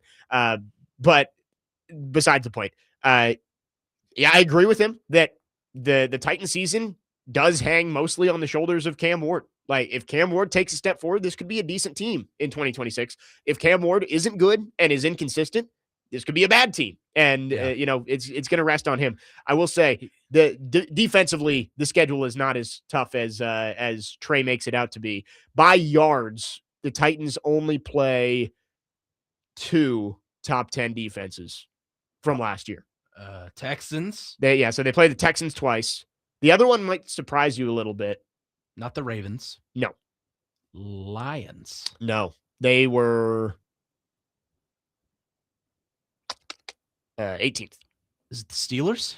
No, it is the Cleveland Browns. Wow, The really? Cleveland Browns were 4th by yardage last year. By points allowed, they play the Texans, the Eagles, the Jaguars are the only top 10 defenses by scoring. So Interesting. overall, I do think the Titans' schedule looks easier on paper, but as we found out last year, what's on paper doesn't actually translate all the time. We'll Cam have to Ward see. is just going to have to play along the likes of Titan great quarterback Jake Locker. Yep. 615-737-1025 is the phone number. Let's get into college football quickly when we come back. We'll wrap up hour number 2 talking about college football playoff expansion a little bit, and then we'll get back into the Titans schedule in the 11 a.m. hour. Jake Lyman, Connor Nute, Parker Kelly, next man up, 1025 The Game.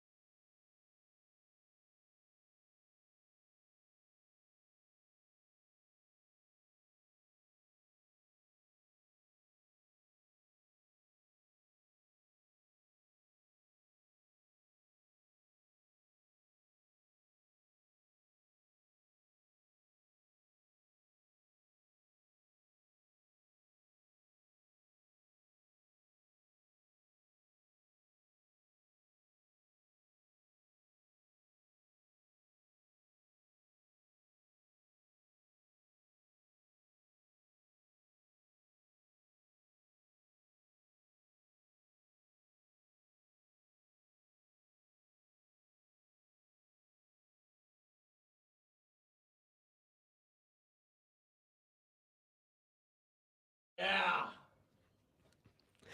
Next man up, 102.5 The Game. Jake Lyman, Connor Nute, Parker Kelly alongside you. She needs to be on the Mount Rushmore. Mrs. Ariana Grande. Okay, This is prime. Like, it always takes me a 2016. second to recognize which of the 5 artists is being played. we say Mount Rushmore, but there's 5. I mean, what's the 5? Ariana, Sabrina, Tate McRae. That's 3. Okay. I know we're kind of crossing genres here. Ella Langley. Would Ella Langley be considered Well, that's for this? That's your gal. She's not necessarily mine. It's Nick Fraser's gal. It's Nick Fraser's too. That's a shared love you two have. Madison Beer makes her way on there sometimes too. Yeah. It is Mount Rushmore season. Yeah. The top 4 white girl singers. Go for it. Justin Herbert's girlfriend. Although we were getting some love for Zendaya earlier. Yeah, that's true. Was that like her only song too? Yeah, she hasn't become a big singer like most of those. Bridget Midler too. Like, I mean, she could have. What could have been? You know, Gotta say, she's a genius though. She could have been a rocket scientist. I know she has more than 2 songs, but they're her 2. Is it Ready or Not and Hurricane? I remember Ready or Not. Ready or Not when you were watching the Disney Channel. Hurricane is a banger. That's like, I mean, was it on your wedding playlist? It was not. It was not. We did not make that a must play. We actually banned Disney songs from the playlist. Is it because you knew I was coming? It was because I knew my mom or my younger sister might request something. Oh. So we. Well, at least I get the head of the table. That's all I can. Yeah. There you go. Yeah. 615-737-1025. Let's get into college football playoff expansion just for a minute here. We'll talk more Titans schedule later in the show. We debated the group of 5 stuff on Wednesday with Corey about, should the group of 5 be involved? We're putting that to bed. We're not doing this again. No more screaming. I feel my blood pressure rising a little bit right now. We're not ready. We're not ready to get into a screaming match with Parker here, but it seems like a 2014 playoff is actually starting to gain momentum. The ACC wants it. The Big 12 wants it. It seems like the Big 10 wants it. I think of course they do. The SEC. They want 16. They want 16, and ESPN only wants 16, which I thought was interesting. Like ESPN. Well, there's a reason for that.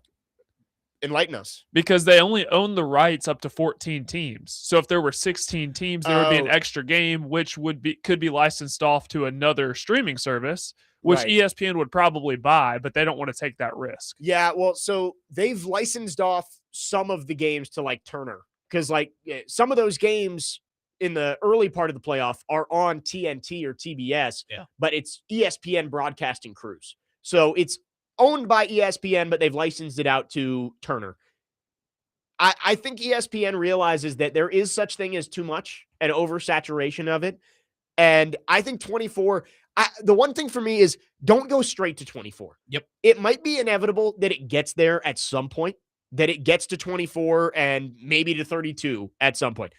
But 16 feels like such a common sense number, right? It's you got 16. There are no buys. It's a common sense number to get to 16. Skipping over it tells me that no one really cares about what makes sense for college football. It's just, let's get as many games as we can, as many teams in, and let's just go for it. Well, it's the same thing as college basketball. Like 76, I guess you could say, is more of a common sense number, but I would have preferred if they were going to expand to 70 or 72. Well, it's just they're trying to make it an all-week thing. Once you went past 64, common sense went out the window, right? Like you were at 68, which was kind of a random number, and now you can go to 76 because no one cares. You're not at an even 64 to 32 to 16 and so on. Well, that's my fear with that. I know we're talking about football, but I'm worried that we're going to get burnt out after that first week, because that Thursday and that Friday are the most special days in sports throughout the year.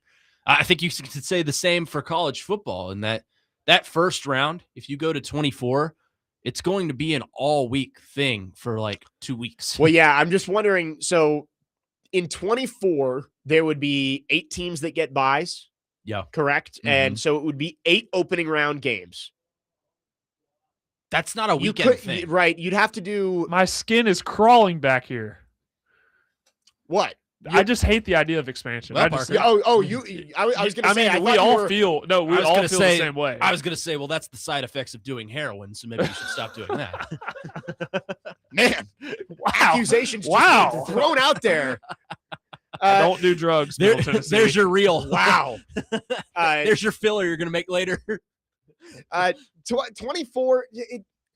If you're skipping over 16, like it doesn't make any sense to me. It doesn't. But None of it makes any sense. But as we've said before, we can complain about it all we want, but what college football and these networks and these conferences can always rely on is we'll complain, and we'll sit down and we will watch all of those games. Yep. And they've got us, right? College football and the NFL in general They have know. such a stranglehold on this country that we can complain and say that they're ruining it. But guess what? We're going to sit down and we're going to order wings and pizza and we're going to sit down and watch every single one of those games. Because it's the American way. Exactly. We are proud Americans, and football is America's sport. And bigger is always better. And bigger is always better. Those are two things you need to know about us Americans. We love football, and we love things that are bigger. More. What? Connor. What? We are on the air, man. I didn't say anything. I just repeated what he said. 615-737-1025. Connor trying to send us into a tailspin on the show today. I take credit for the first thing. Did you? Yeah, that's you overanalyzing something. 615-737-1025. We'll wrap up hour number 2 after this. More college football talk, more Titans schedule talk, and much more throughout the rest of the show. Jake Lyman, Connor Nute, Parker Kelly, next man up, 102.5 The Game.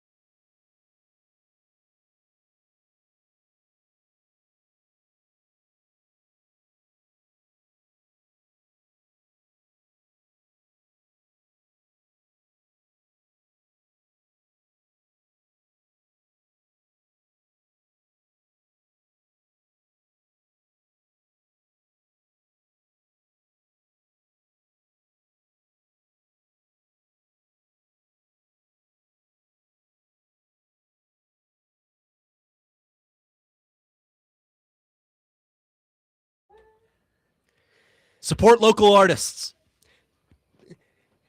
This is Paramore, right? I love Paramore. When I was a kid, I used to listen to, like, they've got like 5 or 6 bangers. Yeah. Misery Business. Misery Business is great. Into You's good. God, I'm blanking on another one Ain't of It their big Fun? ones. Yeah, Ain't It Fun? Ain't It That's Fun a is good. great. Haley Williams is their lead singer, right? She's from Brentwood. She is so talented. Oh, Like yeah. one of the most talented singers that we've had in our generation. Brentwood Academy's finest. Wow. Yeah. There's always a Nashville tie. It always comes back to this city. That's why I love it. That's why it's my home. 615-737-1025 is the phone number. We are quickly getting into college football playoff expansion, and there is momentum swinging towards the 24-team playoff instead of going to what I think is a much more common sense number of 16. How many years? We got 2 years of the 12-team playoff, and already people say it's not enough and it's going to get bigger. Like, if you go to 24, how many years until that's not big enough? And we're doing like 32, where there are unranked teams who are getting to play in the college football playoff.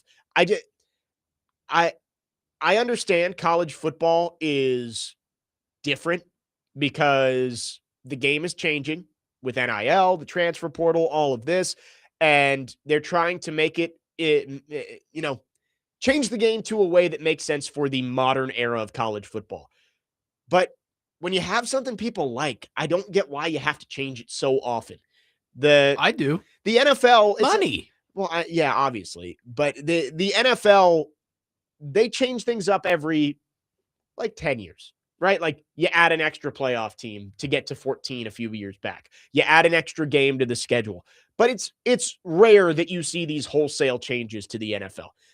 Is college football just going to go, all right, well, we did 12 for 2 years. We'll do 16 for 2 years. Then we'll do 24 for 2 years and then 32. It's like, let's just find a number that makes sense and stick with it for 10 to 15 years and see how it goes and revisit it then. But I don't think there should just be this open mandate that these conferences can just change it whenever they want to. Well, college sports in general are the most misguided leaders in any sports organization. We bank on Roger Goodell all the time, but at least the NFL is consistent in what it does. Same could be said for the NHL or the NBA, although I think the NBA is probably the worst led of the professional sports. But yeah, and MLB is a sport I give a lot of praise to because they've been able to adapt and been able to surround themselves with modern things like expanded base sizes and ABS and replay. It is funny. Like that. I hate Manfred. As a person, he is he is not good for baseball, but he has done a lot of good for baseball, right? He's on his way out too, so he's setting the next guy up for success. And maybe the main thing I don't like about him is just the one the one thing that always comes to mind is the one comment about calling the trophy a piece of metal or something like that. And it's like, dude, you're the commissioner of baseball. Have some respect for the game. Yeah. But he's done a lot of the traditionalists in baseball complained about the pitch clock and ABS and video review, and it's all been good for the sport. Banning the shift has been great for the sport. Mm-hmm. I do think that he's done some good things. Roger Goodell, I think, is the best commissioner in sports. I would agree. I mean, he's running a world-renowned organization now. Even though people boo him, and Roger Goodell's not perfect, but look at what the NFL has become during his tenure. I mean, they're playing international games now. Right. I mean, it's a sensation. Or global now. Yeah, and I mean, the NFL now is what baseball was 30, 40 years ago. A global, well, not on the same global level, but nationally, it is what everyone thinks about. It captured the attention of the nation at all times. And college football, for sure, is probably second in that, right? It's the NFL is number one in terms of national attention. But I would say college football is right there at number 2. It's more regional, though. If you go to big market cities like in New York and they don't care California, about college sports as they much. care about the NFL. Chicago. Right. Because nobody's going to root for Northwestern. No one's going to root for Illinois. No. They're all Illinois guys, aren't they? Well, not really. I mean, a lot of them are Notre Dame. I was going to say Notre Dame is probably and now we're probably going to have some more Indiana fans that just popped up out of nowhere. Yeah. No, college football, yes, it is more regional. The NFL, it doesn't matter where you live. You root for your NFL team. That's always been the case. But for college football, especially down here, it's a lifestyle. Yeah. And I think it's growing even more each year. That doesn't mean you have to change everything every other year. Like that's what frustrates me. It's like, 12 has been fine. I have had no issues with the 12-team playoffs so far. Well, I have, but they've hammered those out and fixed. Yeah, well, right. The seeding stuff in year one was frustrating. But yeah, they were able to work out the kink there. This past year, obviously, I was frustrated that Vanderbilt didn't get in, but that wasn't by a byproduct of the system. It was a byproduct of there were a lot of 10-2 teams this year, and somebody had to get left out.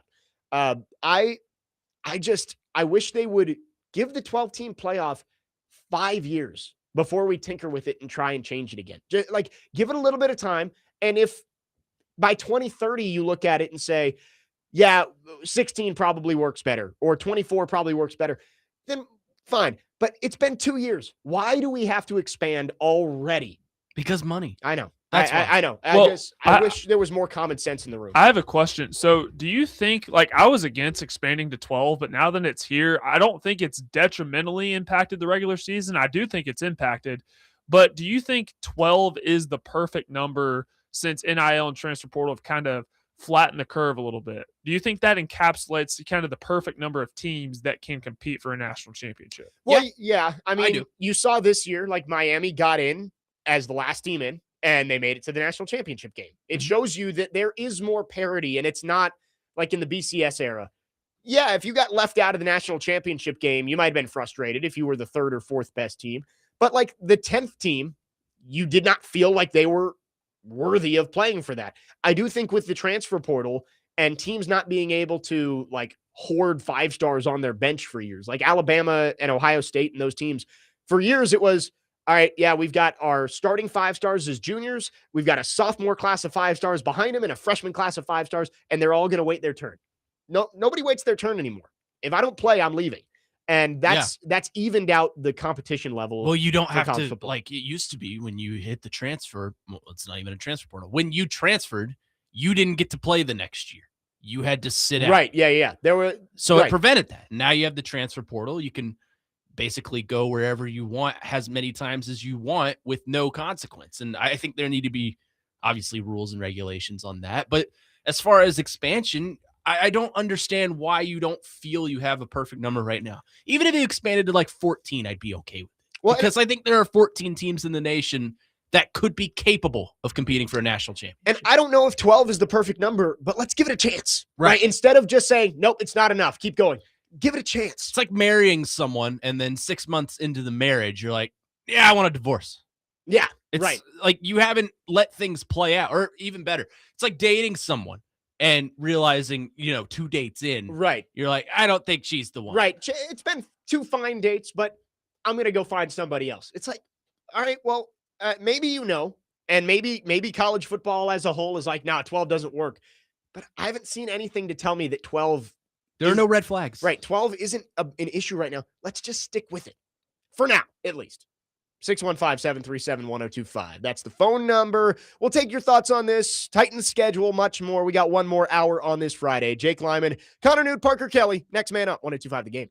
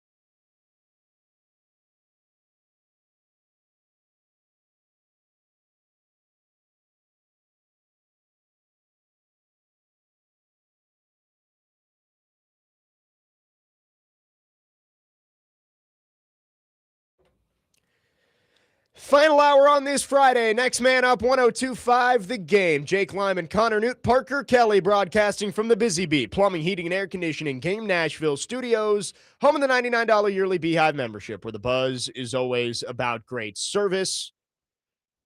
Gotten into the Titans' schedule today, a little bit of college football talk. I did just watch the Seahawks schedule release video, and I think that's my new favorite. The fragrance one? It's fragrances for all of their opponents, and it's formatted like a perfume ad, or a cologne ad. I thought it was really well done. That's probably my new favorite one. I gotta watch it. It's good. It's good. They got Joel McHale in there. Marshawn Lynch makes a surprise appearance at the end. It is funny. Like, I think perfume ads are the one commercial where it's like, if you don't know what the ad is for, it's for perfume. And I thought it was really funny that they went with that. I heard some of the one-liners. Yeah, there were some good ones. Yeah.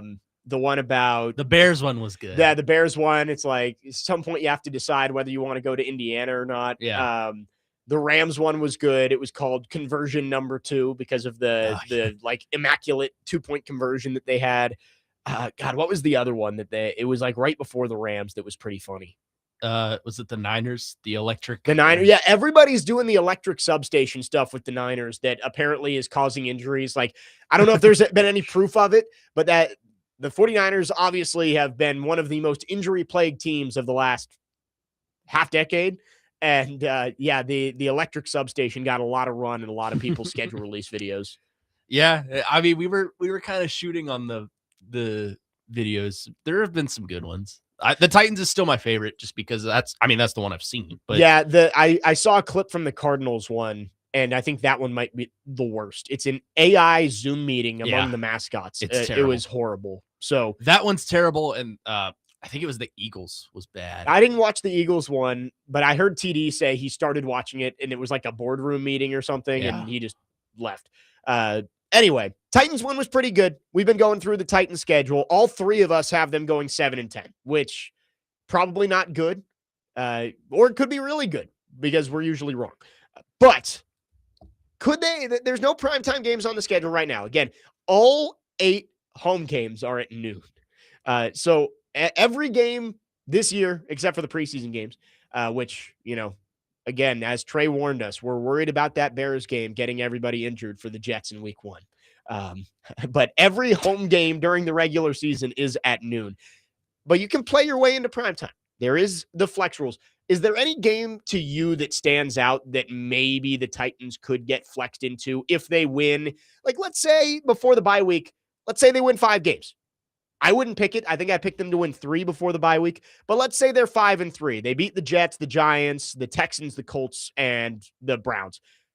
Do you see any games after the bye that maybe they could flex into primetime? Yeah, I think, best case scenario, if they look good and this team looks good as well, I could maybe see that Commanders game getting flexed. Yeah, if especially with quarterback. Yeah. Jaden Daniels and Cam Ward are both on that. That could be a nice little, okay, our Monday night game we had planned here won't work out, so let's flex this one. Or maybe Thursday night. Probably not Thursday night because, like you said earlier, I think Amazon wants the best games available, and I don't know if that would fit that status quo, but I could see that one. The Raiders are interesting to me, but that is later in the season, so I don't know how good the Raiders are going to be, or the Titans, honestly. Maybe that last game against the Texans could potentially be right. Well, that one is always TBD. Yeah, week 18. Like, you don't know who's in prime time until usually the Sunday night before. Yeah. But if they get into like a win and in situation, then definitely. Right. Yeah, that's usually how it works. Is they try and put the most important games into that slot for week 18, and they have the Saturday games now too. Yeah. But I do look week 13, that Commanders game. The Sunday night game is Texans Steelers, which rematch of a playoff game from last year, but that one doesn't move the needle all that much for me. I feel like they would be flexed. It would be more likely they're into a Monday night than a Sunday night. Yeah, well, the Monday night game was Cowboys Seahawks that week. They're not getting that one. They will not move the Cowboys out of primetime. No. I can almost promise you that. Do you think they would flex the Cowboys into primetime? They could. Or is that the week of Thanksgiving? Primetime, it's the week before Thanksgiving. Let's see. The Sunday night game is Vikings 49ers. Oh, but that's in Mexico City, so they're not going to move that one. Yeah, no. And then Bengals Commanders is the Monday night game.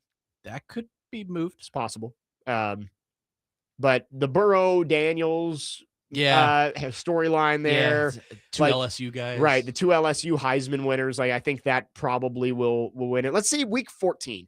Because, like, I would expect the Lions to bounce back this year. They went 9-8 last year. I think they're a playoff team this season. Let's say the Titans are 7-5. I think the math works out on that. At that point, the Sunday night game, Bills Packers at Lambeau. That's probably not getting moved. But Steelers Jaguars on Monday night. Like, that is one of your prime flex out Monday night games. Steelers Jags in December. Who knows what the Jaguars are going to be? I mean, they weren't very good 2 years ago. Obviously, they were a playoff team last season. And the Steelers, like, if it's Aaron Rodgers, whoever the quarterback is, I don't know how good they're going to be. So that would be the one I might keep my eye on. When do the Falcons play in prime time? Because they are always a prime flex out candidate. I think it's like weeks 5 through 7. Well, and they don't flex all that often, right? Like it's maybe once or twice a year. So it's very unlikely. First off, the Titans would have to exceed expectations to even put this in play. Yeah, I mean, this is all wishful thinking. But, and it doesn't happen very often. Falcons weeks 3 through 5, they are in prime time, which you're not getting flex. I don't even know if they can flex that early in the season. Yeah, that's a later in the season kind of thing. Anyway, I do think the one thing that could work in the Titans' favor, again, they have to win games. That's the one thing. Like, the most important thing, if you want to play your way into prime time, you've got to win games. But Cam Ward being on quarterback, I think, could be something that elevates him more into the national spotlight. People don't know a ton about Cam Ward nationally. He wasn't Fernando Mendoza, who won the Heisman and won a national championship and was, in the national spotlight for a month there, and everybody kind of got to know him. And the Raiders don't have primetime games either. But Cam Ward, outside of a few things here and there, I don't think the national NFL audience really knows a ton about him. So I do think that him being on quarterback maybe could open the eyes nationally and make him a more attractive player for primetime, whether it's this year or next year. Yeah, that's what that show does, right? Like, remember Kirk Cousins was on there last season, and we know a lot about Kirk Cousins because he's been around for a while, but no one realized what kind of a person he is. And now, you got, with the schedule release videos coming out yesterday, you got a whole video about Fernando Mendoza and Kirk Cousins together. So I think that show builds characters. Like, this season's a little bit different than the past couple. It's a strange cast that they cast of characters that they picked. What they've been doing is they've been doing 3, and it's like the top guy, right, that middle of the pack guy, and then kind of the underdog. Borderline starter. Right. Like, this season, it's like 4 guys that are all kind of the same and around. Like, there are 4 guys that missed the playoffs.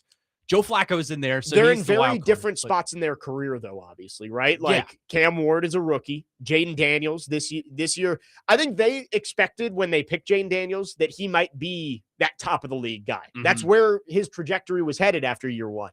And then you've got Baker Mayfield, journeyman, kind of reclaimed his career in Tampa Bay. And then Joe Flacco, your, former Super Bowl champion in his 40s. So I think it's going to be, I'm really excited to watch it. I am too. I definitely watched the full first 2 seasons of quarterback. I started wide receiver last year when they couldn't find quarterbacks to agree to do it. Yeah. And I thought it was fine. I don't think I finished wide receiver. I don't think I watched it. I'm excited. It comes out in July. And I do think having NFL fans see Cam Ward could end up leading to, again, flexing is tough because first off, the Titans have to prove they're worthy of flex. And also, they just don't do it all that often. But maybe this leads to, along with a solid season this year, the Titans being in the national spotlight more in 2027, especially with the new stadium. Michael in Clarksville says they aren't going to flex a 2-win team. Yeah, of course they aren't. But they're not a 2-win team yet, are they? No, they're a 3-win team still right now, or a 0-win team. They're a no-win team right now. Yeah, the clock resets. They're a no-loss team. They're a no-win team. So, yeah, we have the right to speculate about this. 615-737-1025 is the phone number. if you want to chime in, our phone and text line driven by WilsonCountyHyundai.com. Join the Chase and Big Joe show today, right after us from noon to 3 for the grand opening of Goodwood, Nashville, and their brand new location on 219 Lafayette Street. Chase and Joe will be giving away tickets to see Nashville's smash of the Team Boxing League take on the Boston Butchers at Municipal Auditorium on May 23rd. Goodwood, Nashville is the place to go for hardwood lumber with white oak, walnut, maple, poplar, and many more. They have it all. 15,000 square foot warehouse that you need to see. Visit them online at goodwoodnashville.com. I heard Adam got some heat from Chase and Big Joe yesterday for mispronouncing Lafayette. It's Lafayette. I see that one. That one's tough for me, but I'm glad that the Titans did that video the other day at OTAs and pronounced all of them. I've got the main ones down, having lived here for 4 years now. Like Demumbrian, Smyrna. Is it Milan? That one always bothers me. It's all right. Chase one time when I was doing Game Blitz called me out on one of the high schools, Monterey. I was saying Monterey because I didn't know. Yeah. Well, it's Tennessee, and I don't want any of the locals to take offense here. It's just like they found a way to mispronounce places that we already know. Welcome to the South. Like everybody knows Milan, but it's Milan. Everybody knows the country of Lebanon, but it's Lebanon. Like Santa Fe. Like I'm getting used to it, but it's still strange to Whatever me. you think it's probably right. not. Like basically the motto is mispronounce it and you're probably right. Murfreesboro. 615-737-1025. We got more Titans talk up next. We'll do our Monday headlines, trying to predict what's going to go on this weekend at the bottom of the hour. Jake Lyman, Connor Nute, Parker Kelly, next man up. 102.5 The Game.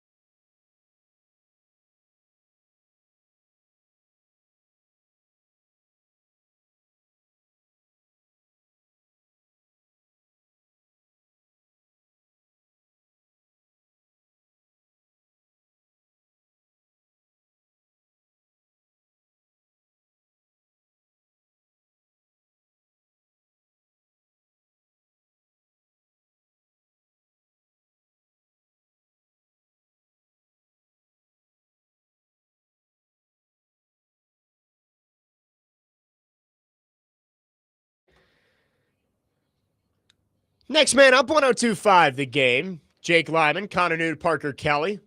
This Jordan Sparks, Yes. American Idol champion.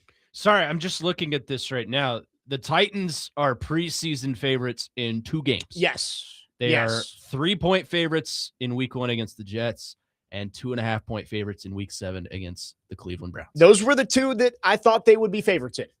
Home games against teams that I would put in the same or similar buckets towards the bottom of the league. Let's see, out of curiosity, which one they're least favored in.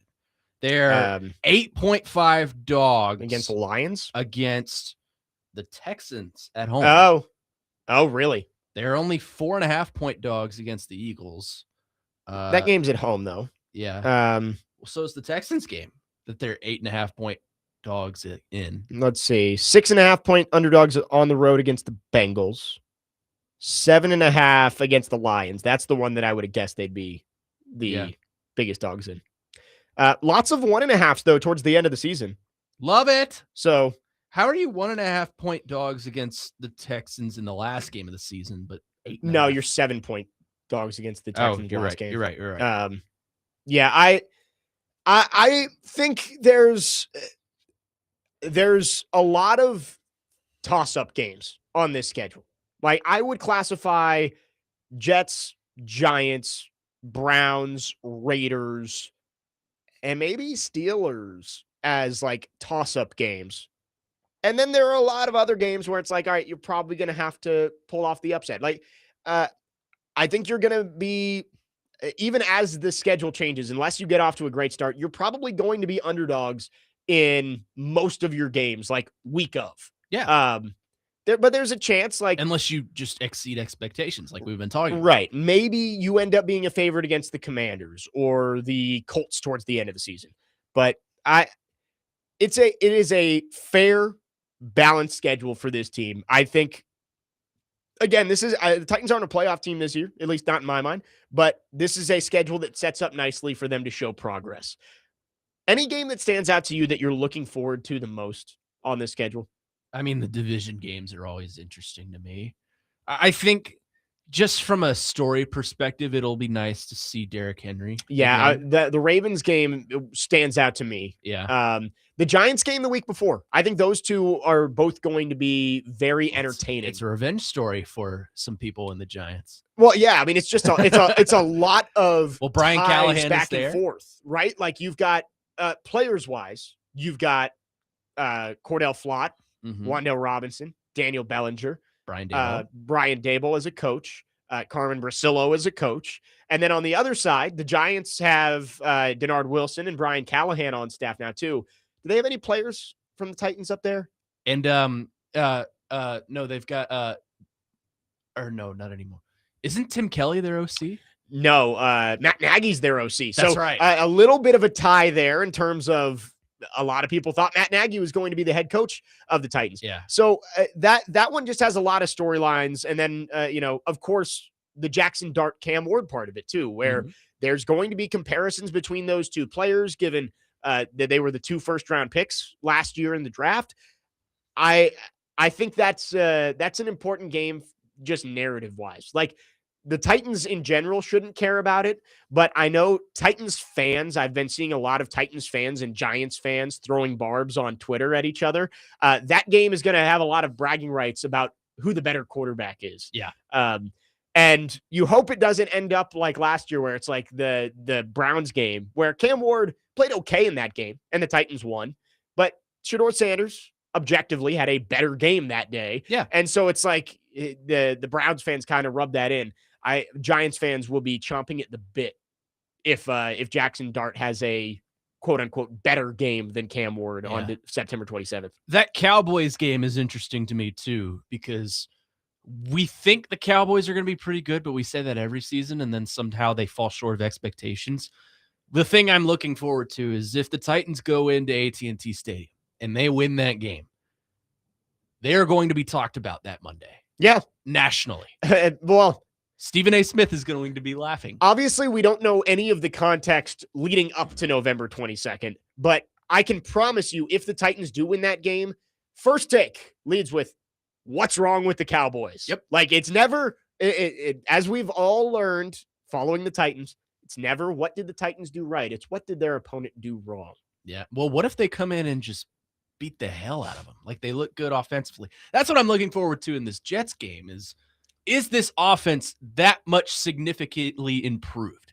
Is Carnell Tate that much of a wide receiver one gem that you think you have? And look, like you said, we're not going to know based off of a week one game, but I think we can start to put some things together. We can start to see what the play calling is going to look like. We can start to, on the other side, we can start to see how, quote, fast and violent the defense is. Right. We're going to start to see the start of narratives. Well, right. You've got the new staff coming in, a whole bunch of new players. Week one is a liar. Everybody knows that. Week one does not determine how your season is going to go, but it would be really nice to see the Titans get out on the right foot for the first time since 2020, which was the Browns game, Broncos game.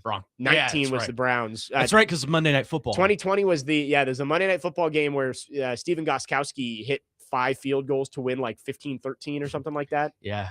Jarrell Casey was on the Broncos. He played like one game for them and then retired. Or he got hurt and then retired or something like that. Good old Jarrell Casey. Guess who's back? New York Doug. I mentioned Jackson Dart, and he appeared after 3 months without a text. New York Doug is texted in, Jake, Jackson Dart is a universe better. Sadly, he didn't get any help on offense in the draft. They did draft an offensive lineman in the first round. They did, in fact, do that. Or in the top 10.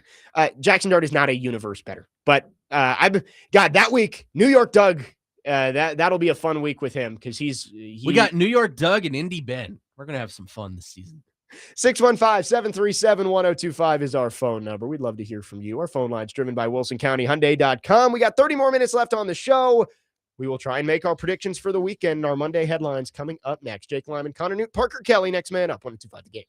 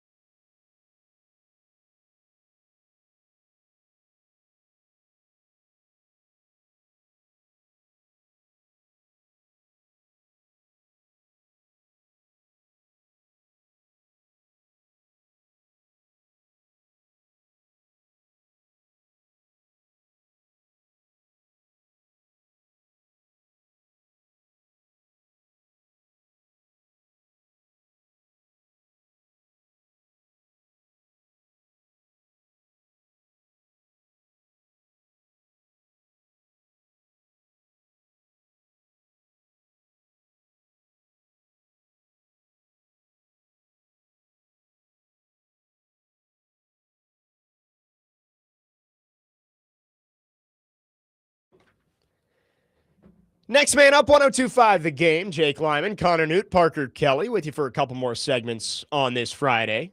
Chasing Big Joe will be live from Goodwood, Nashville, coming up at the top of the hour. And I believe actually might be Dr. Crane in there today. So excited to hear them.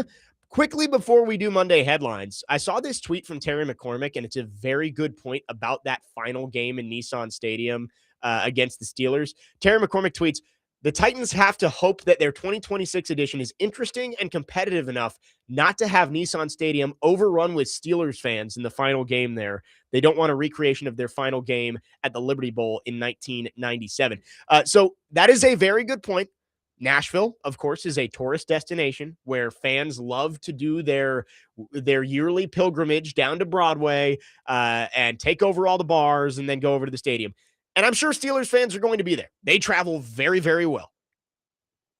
Titans fans need to show out for the final game at Nissan Stadium.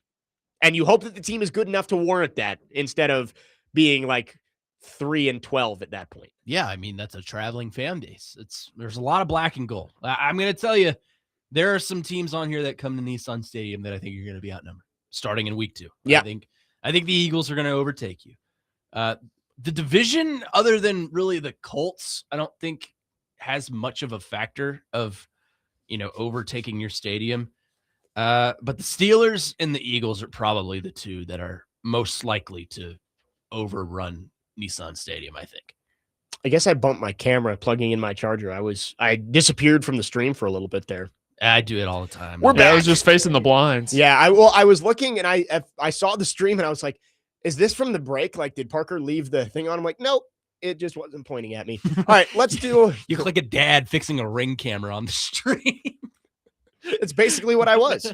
Let's do our Monday headlines here. This can be anything. We got nothing specific this weekend. Like we did the Kentucky Derby a couple weeks ago, and the Puma got scratched. I was so frustrated by that. No one picked Golden Tempo. We watched it at your wedding. Oh, I know. Everybody was doing that. Nick Frazier and I were like, get out your phone. The race is starting. Well, and it was funny because it started, I think, literally as our ceremony was starting. Yeah, it is. So anyway, let's do Monday headlines. We're going to do 2 each all around the board. I'm going to start with some wishful thinking here. Buffalo forces Game 7. I'm in on the Sabres. I want Canada to beat. You took mine. I want the Canadiens and the Canadiens as a whole to be withheld from another Stanley Cup. Give me Buffalo to force Game 7 back in Western New York. Great American team, the Buffalo Sabres. I love it. It's rivalry weekend. It is. In the MLB, which whatever that means to you. Whatever that means to you. Yeah, except I love America. But, rivalry weekend is weird because I told you this. It's like most teams are just playing secondary rivals. Right. Like the Cardinals are playing the Royals, and that's where I'm going to go here. But like Subway Series, I guess, is important. Mets and Yankees. But when I say who's the New York Yankees' biggest rival, who is the Boston Red Sox, yeah. When I say who's the Cardinals' biggest rival, it's the Chicago Cubs. So I don't know. Rivalry weekend. They went mostly geographic with this. Like you got Brewers Twins, you've got Reds Guardians, Orioles Nationals in the Beltway series, fine. Phillies Pirates. So it's mostly just Tigers, like Blue Jays. Tigers Blue Jays. It's basically like, all right, geographically, who is your closest opponent? Great, you're going to play them this weekend.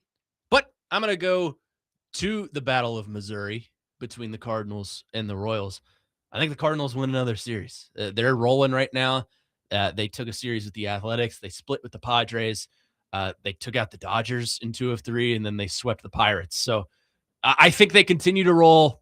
I love my team right now. Cardinals are playing good baseball. They're randomly good. I thought they were going to be really bad, and it's still early. There's still a lot of time left, but they're playing really well. They're sitting in a wild card spot right now, so I'll take them to win the series. Tigers are horrible, so I'm not touching their series with the Blue Jays. Out. Yeah, well, everybody's out. Half the team's out. Parker, what is your first Monday headline? Let's go. I want to be really bold right here, but I'm not feeling it right now. I think the Tennessee Volunteers are going to win the series versus Oklahoma. They took game 1 last night. Another game coming up tonight at 6:30, and then at 2 on Saturday. They win 1 out of 2 and win the series versus Oklahoma. All right. I think that puts them in the tournament. Yeah. They're already in. Yeah. I think they are in. Let me see. Like, I think for Vandy, they have to win in Hoover. And they don't have a choice. Let's see what D1 baseball has for its latest bracketology. Last time I saw, they were in the Like, next 4 right. outs? It's like teams to maybe? watch, I think, is what they listed as. Kentucky beat Arkansas last night. I don't know why No one it's cares. so difficult to find the bracketology on here. Because college baseball coverage is terrible nationally. It's definitely not the best. All right, I can't find it. Whatever. Unless your name is Mitch but Light, and then you know for, everything. For about Tennessee, college they baseball. seem to be safely in. Vanderbilt going to need Billy to Derrick. run the table in Hoover. My second Monday headline. Again, wishful thinking. I'm doing wishful thinking for both of these. I want Buffalo to win and send it back for Game 7. And you know what? I said this earlier. I might be stealing your second one. After nearly a decade, Jordan Spieth finally completes the career Grand Slam and wins the PGA Championship and raises the Wanamaker on Sunday. Jordan Spieth, I think, has always kind of been one of my favorite golfers. He's just been so bad or like uncompetitive for the last few years. He's the "you light my fire" golfer. I mean, That's he what is. He is so talented, and there is nobody better at scrambling than Jordan Spieth. I think he gets it done. He's 2 back, at least as of the last time I checked. He hasn't gone off yet today, but I'm taking Jordan Spieth to win the PGA Championship. He is still 2 back. Hideki Matsuyama has moved into a tie for first place along with 5 other golfers. I learned how to pronounce that name yesterday. Hideki Matsuyama? Yeah. I can't say it fast. How did you know golf was the forefront of my mind? Because I just know so much about it. Well, you had said earlier, too, that you wanted Spieth to win. I want Spieth to win because it would make Christian happy. That would make I me love happy. Jordan Spieth. Most people I know love Jordan Spieth. I think it's just a nostalgia factor. Like 10 years ago, he was the man. Like, we've seen the redemption arcs for, like, Tiger. You know, a return to glory in 2019 with the Masters. Rory, after years without winning a major, finally wins the Masters and then does it again a year later. Jordan Spieth deserves his redemption story. I've got Jordan winning the PGA Championship. All right, speaking of things that are never on the forefront of my mind, I'm going to the NBA here. There you go. I think Pistons, we have Cavs? both. Oh. I think we have 2 Game 7s for us tonight. There you go. In the NBA. That would mean the Pistons would take out the Cavs and the Timberwolves would beat the Spurs tonight. Okay, I like it. The more Game 7s, the better. Best words in sports. And then I can officially start watching the NBA playoffs at the conference finals. Yeah, so that's when most people start. Thunder versus the winner of Timberwolves Spurs, and then Knicks versus the winner of Pistons and Cavaliers. Parker, final Monday headline. Wrap us up. I'm going to go Timberwolves force a Game 7 against the Spurs. Okay. Original. And I want to do a little parlay here. Okay. I think the Cavaliers win tonight and send the Pistons packing. So he's doing a half and half on yours. Okay. All right. So he's got Cavs winning. Detroit goes home, but he has the Timberwolves forcing a Game 7. 615-737-1025. We'll take any predictions you have for the weekend. It is a busy sports weekend. We mentioned MLB rivalry weekend, the PGA Championship, and of course, Stanley Cup and NBA playoffs. We will wrap up the show coming up next. Jake Lyman, Connor Nute, Parker Kelly, next man up, 102.5 The Game.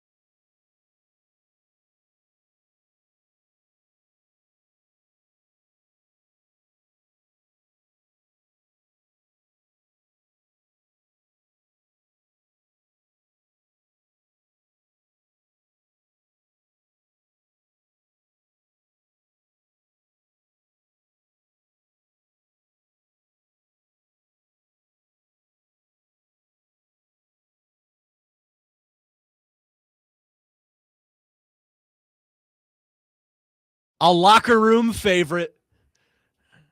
Man. Parker was perseverating over there, Takes me back, man. trying to figure out what he was going to end the show with, and he totally crushed it.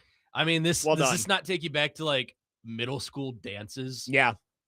Where the boys are sitting on one side and the girls are on the other, and then there's the brave few that were quote unquote dating, dancing in the middle. Right. That would go out there and dance, and they had the one slow dance that was always even more awkward. Yeah, there's like 2 or 3 of them. Nothing Just like better. 2 or 3 couple, God. like 6 people out there. What was your your high school's? By the way, Jake Lyman, Connor Nute, Parker Kelly, next man up, wrapping up the show. What was your go-to like slow dance song? Like the every single high school or middle school dance, they played this as the slow dance song In high school? Yeah, just any like. We didn't really have it in middle There's school. one that comes to mind immediately for me that played it every single dance. Actually, I know. And it was the only slow song. It was Is it Ed Sheeran? Yep. No. Mine not was. for me. That's what I'm thinking. Mine was thinking out loud. Ed Sheeran. I was Is thinking that perfect. when your legs don't work like you Yeah. used to before? Yeah. I was thinking perfect. By Okay. Ed Sheeran. Mine is "You and Me" by Lifehouse. That song played at every single high school dance I was at. It was the one slow song. That sounds like one I would know if I heard it. Yeah, you know it. I'm not going to sing it for you. I won't Dustin Hopkins. But We've had enough singing. I on this can program today. I can play it for you after. That was the one song that played at every single one of my dances, and it was we're gonna slow things down a bit. And what day is it? Oh yeah, yeah, great stuff. yeah. Takes you back. Well, you didn't. I got the transition of good music into terrible music at high school prom, where it was like, we're gonna play straight rap for 2 hours. I'm Yeah. like, I don't want that. Well, yeah, it was all like the party songs. I'm trying to think like, you get some Pitbull in there and stuff like that. Like, Well, I don't remember much of my freshman year homecoming. I've told you this story. yeah. I'm not gonna repeat that one. See, I never had a bad experience at like a school dance, but also like I just wasn't. they just weren't very fun. Like I think we've talked about this. Like it was more fun hanging out with your friends before and after than like the actual dance. Yeah. Kind of sucked. Well, I mean, it was.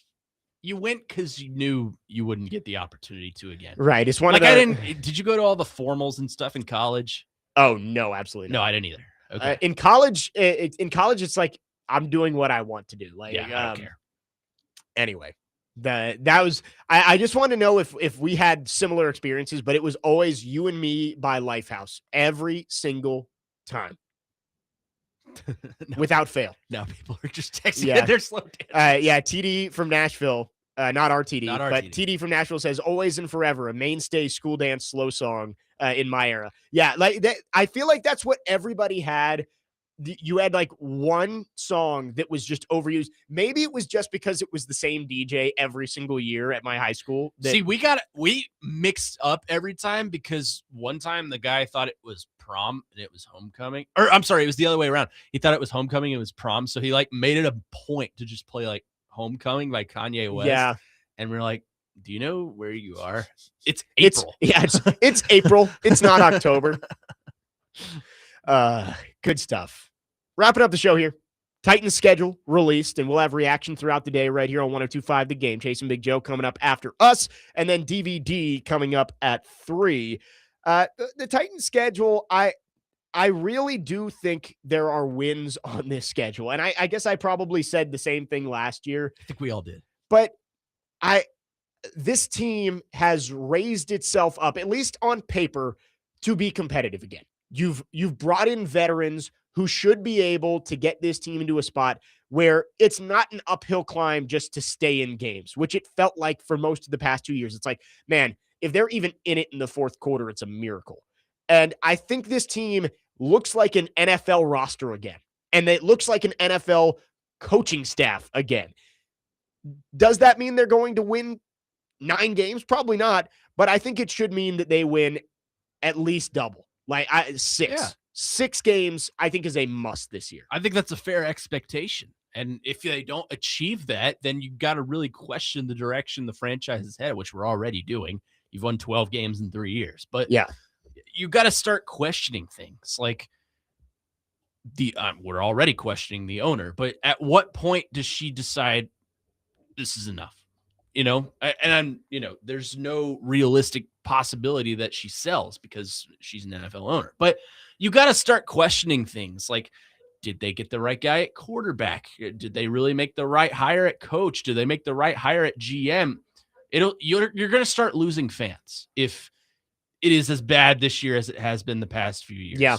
I'm not going to be one of them because, loyalty is important to me when it comes to sports. I don't think you would be one of them either.